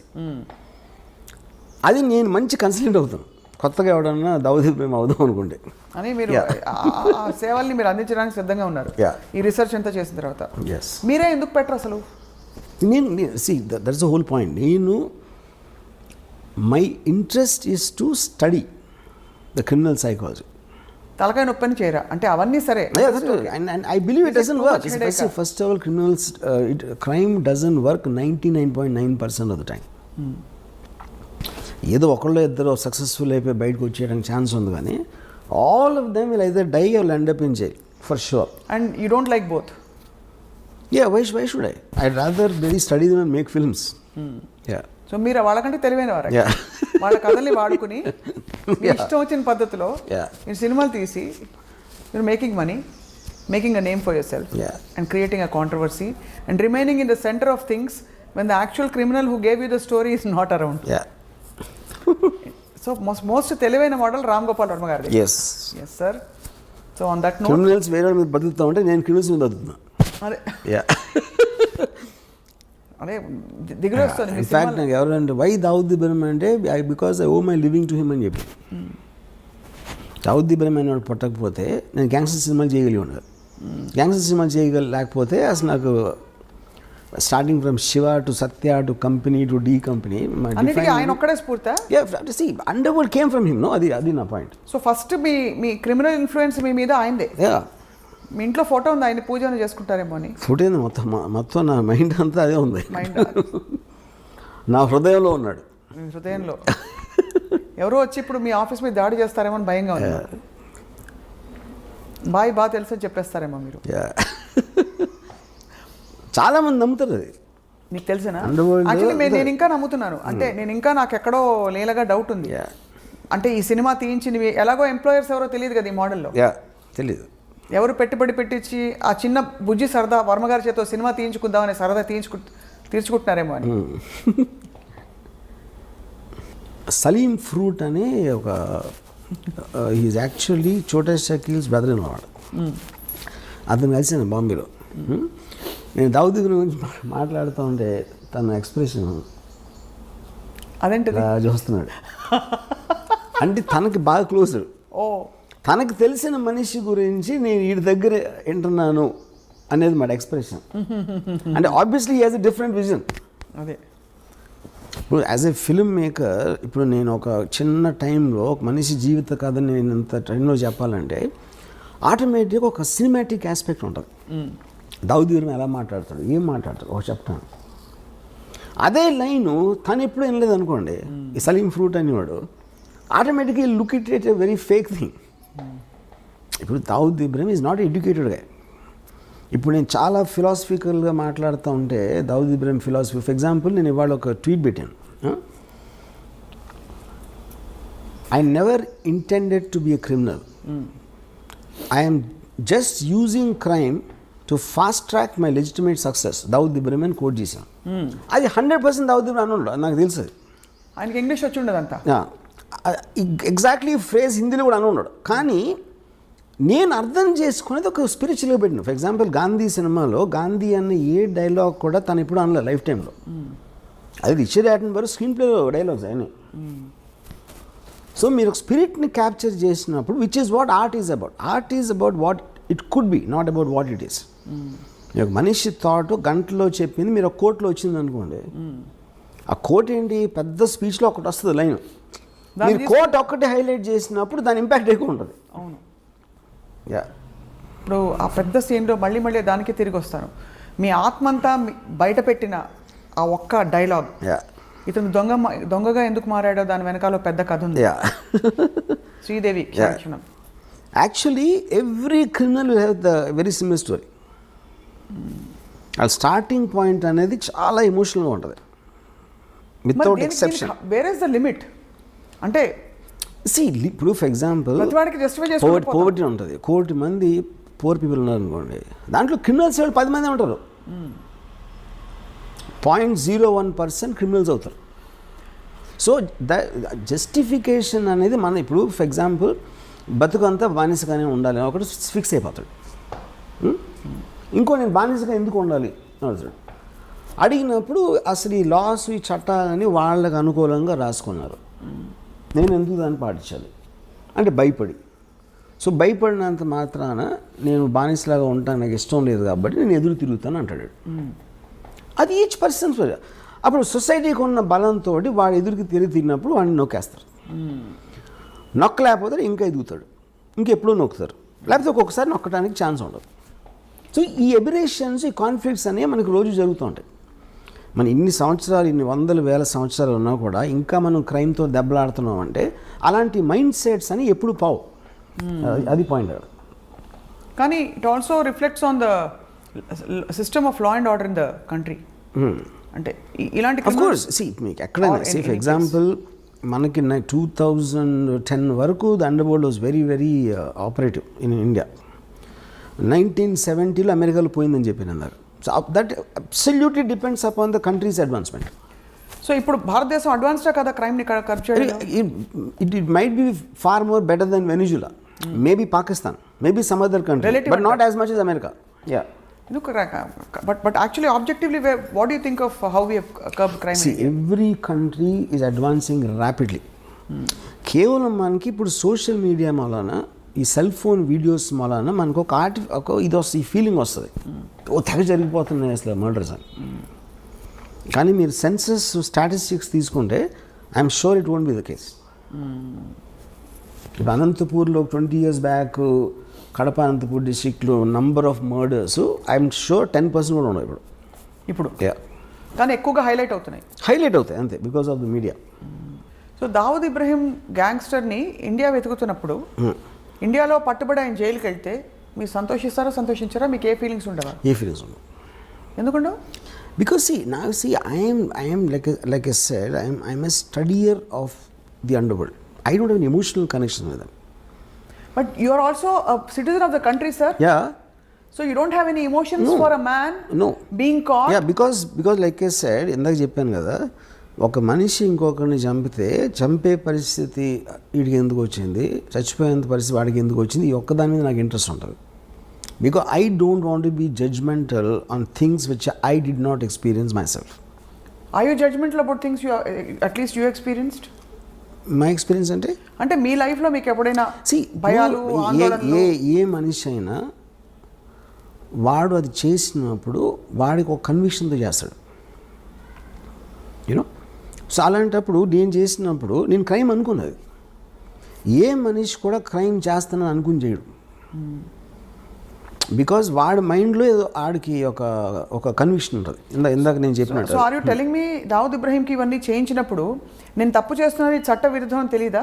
చట్ట విరుద్ధం వేరు. చట్ట విరుద్ధం అనేది వాళ్ళు ఎలా చూస్తారంటే, పోలీసులు మాకన్నా కరప్టు, పాలిటీషియన్స్ మాకన్నా కరప్టు, వాళ్ళు సిస్టమ్ని అడ్వాంటేజ్ తీసుకున్నప్పుడు నా చేతనతో నేను తీసుకుంటున్నాను అని ఆలోచిస్తారండి. See, they believe 90% of the people are idiots. Power పొజిషన్స్లో ఉన్న అందరికీ కామన్ థాట్ అది. పోలీసులు అదే అనుకుంటారు, పొలిటీషియన్స్ అదే అనుకుంటారు, అండర్వరల్డ్ కూడా అదే అనుకుంటారు. సో ఎవరికొన్న సిచ్యువేషన్లో ఎవరికొన్న పవర్లు మేము ఎలా తీసుకోవాలి, ఎలా బయటపడాలి అని ఒక్కటే ఆలోచిస్తారు. కానీ they will never think about themselves consciously doing something wrong. So you feel that Dawood Ibrahim never ever feels he's done something wrong? No. And despite the fact that the whole country is looking for him. See, whole country is a very media. Whole country అంటే అది చెప్తాను. See, అది సంబంధం లేని వాళ్ళు ఆలోచించడం అలా ఆలోచించారు.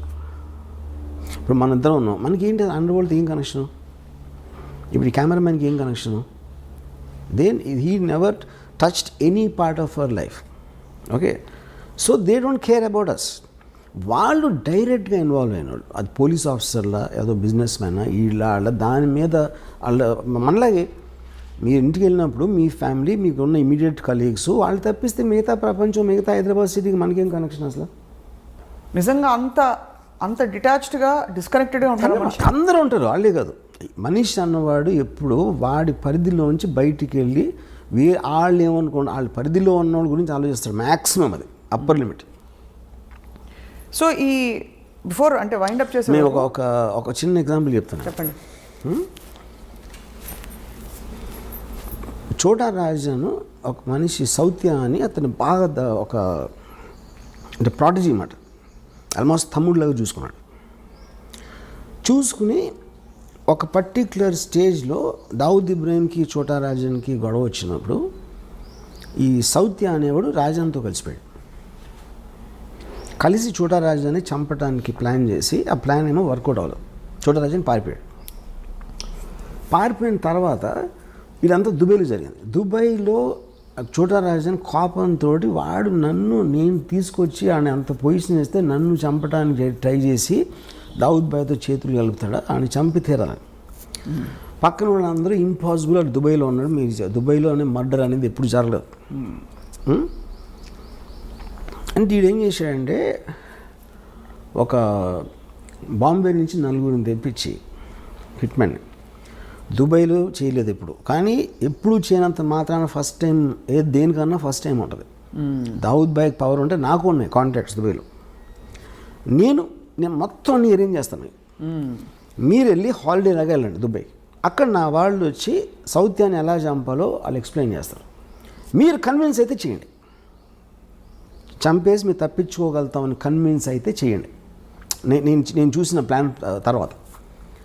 లేదా మీరు హాలిడే ఎంజాయ్ చేసుకుని వెళ్ళిపోండి. ఇప్పుడు ఇంత డబ్బులు ఇస్తున్నా ఆల్రెడీ, మీరు సక్సెస్ఫుల్ అయ్యారంటే దీనికి 10 ఇస్తాను. ఒకవేళ అక్కడికి వెళ్ళి మీరు కన్విన్స్ అవ్వకపోతే మీరు తప్పించుకోగలుగుతానని, అప్పుడు మీరు హాలిడే ఎంజాయ్ చేసి వెళ్ళిపోండి, మళ్ళీ బాంబే వెళ్ళిపోండి. వీళ్ళు సరే వెళ్ళారు దుబాయ్. లేదు, అక్కడ చోటరాజు మనుషులు వచ్చి వాళ్ళకి 5 స్టార్ హోటల్ పెట్టి అంతా చేసి, అక్కడి నుంచి ఒక సాయంత్రం ఏదో జిమ్, ఒక మాల్ ఉంది, మాల్లో బయట ఒక జిమ్ ఉంది. సౌత్య రోజు అక్కడికి వస్తాడు. వీళ్ళు కార్లో కూర్చొని చూశారు, అక్కడ లోపలికి వెళ్ళాడు. ఈ రాజన్ మనిషి తీసుకొచ్చి ఇక్కడి నుంచి మీరు ఈ కొంచెం ఇలా వెళ్ళి లెఫ్ట్కి తిరిగితే ఒక రోడ్డు ఉంది, ఆ రోడ్డు ఇంకో 100 మీటర్స్ చివరికి రైట్కి తిరిగితే ఇక్కడ వ్యాన్ ఉంది, ఒక రెడ్ వ్యాన్ ఉంది. మీరు రేపు సాయంత్రం ఇక్కడ వెయిట్ చేసి సౌత్య రాగానే ఆయన షూట్ చేసి చంపేసి పరిగెత్తి లెఫ్ట్కి తిరిగి రైట్కి తిరిగి వ్యాన్లో కూర్చుంటారు. ఈ వ్యాను డైరెక్ట్గా పోర్టుకి తీసుకెళ్తుంది. పోర్టు దగ్గర కస్టమ్స్ వాళ్ళు అందరినీ ఆల్రెడీ సెట్ చేశాడు రాజన్ భాయ్. వాళ్ళు మిమ్మల్ని బోట్లో ఎక్కిస్తారు. ఆ బోటు యాట ఇండియాకి వచ్చేస్తుంది అని డీటెయిల్స్ అన్నీ చెప్పి ఆ రోజు రాత్రి ఆ కస్టమ్స్ వాళ్ళు వచ్చారు కలవడానికి. వచ్చి వాళ్ళందరూ డ్రింక్స్ తాగి ఆ కస్టమ్స్ ఆఫీసర్ ఏం చెప్పాడంటే ఈ బ్లూ గేట్ ఒకటి ఉంది మీ పోర్టులోకి వచ్చిన తర్వాత, ఆ బ్లూ గేట్ దగ్గర నేను ఉంటాను, నేను ఫ్రంట్ సీట్లో ఎక్కుతాను, యూనిఫామ్లో నేను ఫ్రంట్ సీట్లో ఎక్కగానే ఎవడు నా వ్యాన్ ఆపడం, నేను డైరెక్ట్గా తీసుకెళ్ళి మిమ్మల్ని యాట ఎక్కిస్తాను అని చెప్పాడు. ఈ మొత్తం ఎలాబరేట్ డీటెయిల్ అన్నీ స్టడీ చేసి ఫైనల్గా కన్విన్స్ అయ్యాడు. కన్విన్స్ అయ్యి ఓకేనా. నెక్స్ట్ డే సాయంత్రం వచ్చాడు సౌత్య. కిందకి దిగి టపా షూట్ చేశారు. షూట్ చేసి పరిగెత్తారు. లెఫ్ట్ టర్న్ తిరిగారు. రైట్ టర్న్ తిరిగితే వ్యాన్ లేదు అక్కడ. వ్యాన్ లేదు. ఇవాళ ఇటు హెల్టర్ స్కెల్టర్ అయిపోతే ఈ లోపల దుబాయ్ పోలీసులు వచ్చి పడుకున్నారు. ఇంట్రాగేషన్లో రాజన్ మనుషులు అని చెప్పారు. అది రాజన్ కావాల్సింది. Rajan never wanted them to be escaping. ఈ కస్టమ్స్ వాళ్ళు ఎవరంటే వాళ్ళు యాక్టర్లు, వాళ్ళు కస్టమ్స్ ఆఫీసర్లు కాదు. వాళ్ళు వచ్చి కస్టమ్ ఆఫీసర్ లాగా చేసి వీళ్ళకి నమ్మకం కలిగించడానికి అలా మాట్లాడి ఈ ఫోటోలు అన్నీ చూపించారు. My goodness. ఓకే, ఇప్పుడు ఎందుకు చేశాడు చోటరాజన్ ఇది? నన్ను మీరు చంపడానికి ట్రై చేసిన నా పొజిషన్లోకి వచ్చినోని దుబాయ్లో మీకు సెంటర్లో చంపానని అని డి కంపెనీకి మెసేజ్ పంపడానికి చేశాడు. అసలు మీరు ఓకే చెప్పేదండి. ఇది అయిపోయింది కదా. నెక్స్ట్ చోటరాజను వీళ్ళ ఫ్యామిలీస్కి ఫోన్ చేసి ఈ నలుగురు గురిశిక్ష చేశారు దుబాయ్లో ఫస్ట్ మర్డర్ జరిగింది ఇదే దుబాయ్లో మొత్తం హిస్టరీలో. వీళ్ళ ఫ్యామిలీస్కి ఫోన్ చేసి నేను వాళ్ళకి అబద్ధం చెప్పిన మాట నిజం, ఎందుకంటే నాకు ఒక ప్రెస్టీజ్ క్వశ్చన్ వచ్చింది, నేను చేయాల్సిన అవసరం ఉంది, ఇలాంటి బిజినెస్లో ఎవరో ఒకరిని బలి ఇవ్వకపోతే మనం అనుకునే జరగవు.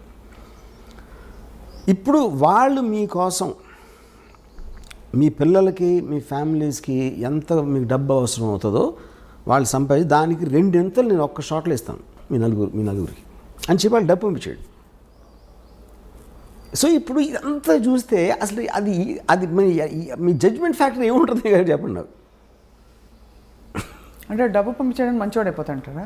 మంచోడు అది మీరు చెప్పాలి. కానీ ఎంత ఎమోషన్స్ వెనకాల ఉంటాయని ఎవరైనా ఊహిస్తాడు అసలు. అది నేను చెప్పేది. అది జస్టిఫికేషన్ కాదా నేను చెప్పట్లా. First of all their hit men ఎవరైతే వచ్చారో, డబ్బులు తీసుకుని చంపడానికి వచ్చే ఇలాంటి మనుషులు ఒక రకం, వాళ్ళకి ఫ్యామిలీస్ ఉండటం కూడా నిజమే, వాళ్ళకి పిల్లలు ఉండటం కూడా నిజమే, వాళ్ళు క్రైమ్లో లేరు, కానీ వాళ్ళ జీవనాలు వీళ్ళ మీద ఆధారపడి ఉన్నాయి. సో వీళ్ళకి అబద్ధం చెప్పి మోసం చేసి తన పని అవగొట్టుకుని వాళ్ళు దుబాయ్ జైల్లో ఉరిశిక్ష చేయించాడు. ఇది లేకపోతే చోటరాజన్ దగ్గర ఇంకోటి ఏముంటుంది చెప్పండి నాకు. మీకు ఉన్న ఆప్షన్స్, మీకు ఒక ఆబ్జెక్టివ్ ఉంది, ఆ ఆబ్జెక్టివ్లో మీకున్న బెస్ట్ ఆప్షన్ మీరు ఎత్తుక్కుంటారు. దాంట్లో ఎవరో ఒకళ్ళు హర్ట్ అవుతారు, ఎవరో ఒకళ్ళు బలైపోతారు, which is called collateral damage. ఇప్పుడు హిట్లరు సెకండ్ వరల్డ్ వార్లో లండన్ మీద బాంబు చేశాడు. ఎందుకు చేశాడు? యూకే బ్రిటిష్ ట్రూప్స్ స్టార్ట్ అయినాయి. ఆ బ్రిటిష్ ట్రూప్స్ మూవ్మెంట్ స్లో చేసేయాలి, బార్డర్కి తొందరగా రాకుండా. అందుకని లండన్ మీద బాంబు చేసి జనాలు భయపడి అందరూ బయటకు వచ్చేసి రోడ్లు అన్ని బ్లాక్ చేసేస్తారని ఉద్దేశం అన్నమాట. ఇది వార్ స్ట్రాటజీ అంతే. దానికోసం మీరు ఇన్నోసెంట్ ప్రజల్ని చంపేస్తారని అదే పాయింట్ అక్కడ. ఇన్నోసెంట్ ప్రజలు అనేవాళ్ళు ఎప్పుడూ బలిపశువులు ఉంటారు, ఏ వార్లో అయినా ఎక్కడైనా సరే. అది 2020 అవ్వచ్చు, లేకపోతే 1720 అవ్వచ్చు. ఇది ఇంకా నేను మీకు ఉరికినాయి మన ఇంటర్వ్యూ కాబట్టి చాలా తక్కువ చెప్పాను. దీని యాక్చువల్ స్టోరీ చెప్తే కింద పడిపోతారు. ఇదంతా మీకు ఎవరు చెప్పారు? Course I MS sources. You have your sources. అంటే డైరెక్ట్గా చోటరాజనే పిలిచి కూర్చోబెట్టి మీకు కప్పు కాఫీ ఇచ్చి చెప్పినట్టుగా అంత వివరంగా చెప్పారు. దీన్ని బట్టి ఇంకో విషయం కూడా అర్థమవుతుంది, గ్యాంగ్స్టర్స్కి మంచి స్క్రీన్ ప్లే ఉందని. Of course gangsters constantly drama, వాళ్ళంతా వైలెన్స్ అనేది మనం అనుకున్నది ఎక్కువ జరగదు అక్కడ. Mostly it is mind games. మనకి సినిమాల్లో టపా గన్ షాట్లు అవుతూ ఉంటాయి, కానీ it's not as much as what we think. ఎందుకంటే మీకు వాయిలెన్స్ ఎక్కువ జరిగితే అసలు యాక్చువల్ కంట్రోల్ లేదని అర్థం అవుతుంది. నిజంగా మీరు భయపడితే అండర్ వరల్డ్కి ఎవడ అసలు దాని నుంచి వాడికి దానికి ఎగెన్స్ట్కి వెళ్ళటానికి భయపడతారు. ఎగెన్స్ట్కి వెళ్ళటానికి లేనప్పుడు మీకు వాయిలెన్స్ ఉండదు అసలు. ఇలాంటి వ్యక్తులతో తీసిన సినిమాకి మీరు ఆతే హై కాలియాత్ జాతే హై కాలియాత్ అని ఫిలాసఫీ పెట్టేస్తారా? యా కరెక్టే కదా. ఫైనల్గా చూడరాజన్ జైల్లో ఉన్నాడు, ఆళ్ళిపోయారు. ఆతే హై కాలియాత్ జాతే హై కాలియాత్ బీచ్ మే గన్ పకడ్తే హై, అంతే. అది స్టోరీ. గన్ ఒకటే కదా కదా పాయింట్. చాలామంది చాలా చేస్తారు, బిజినెస్లో ఓడిపోతారు, పొలిటికల్గా లూజ్ అవ్వచ్చు. People lose all kinds of things, not only the underworld. But it is no wonder and no surprise that this is such a fascinating thing for you, because వింటూ ఉంటేనే అసలు ఇప్పుడే మీ సినిమా అంతా. యాక్చువల్గా ఈ చోటా Rajan episode it is one of the most striking things I heard. నేను 5% కూడా చెప్పలా యాక్చువల్గా.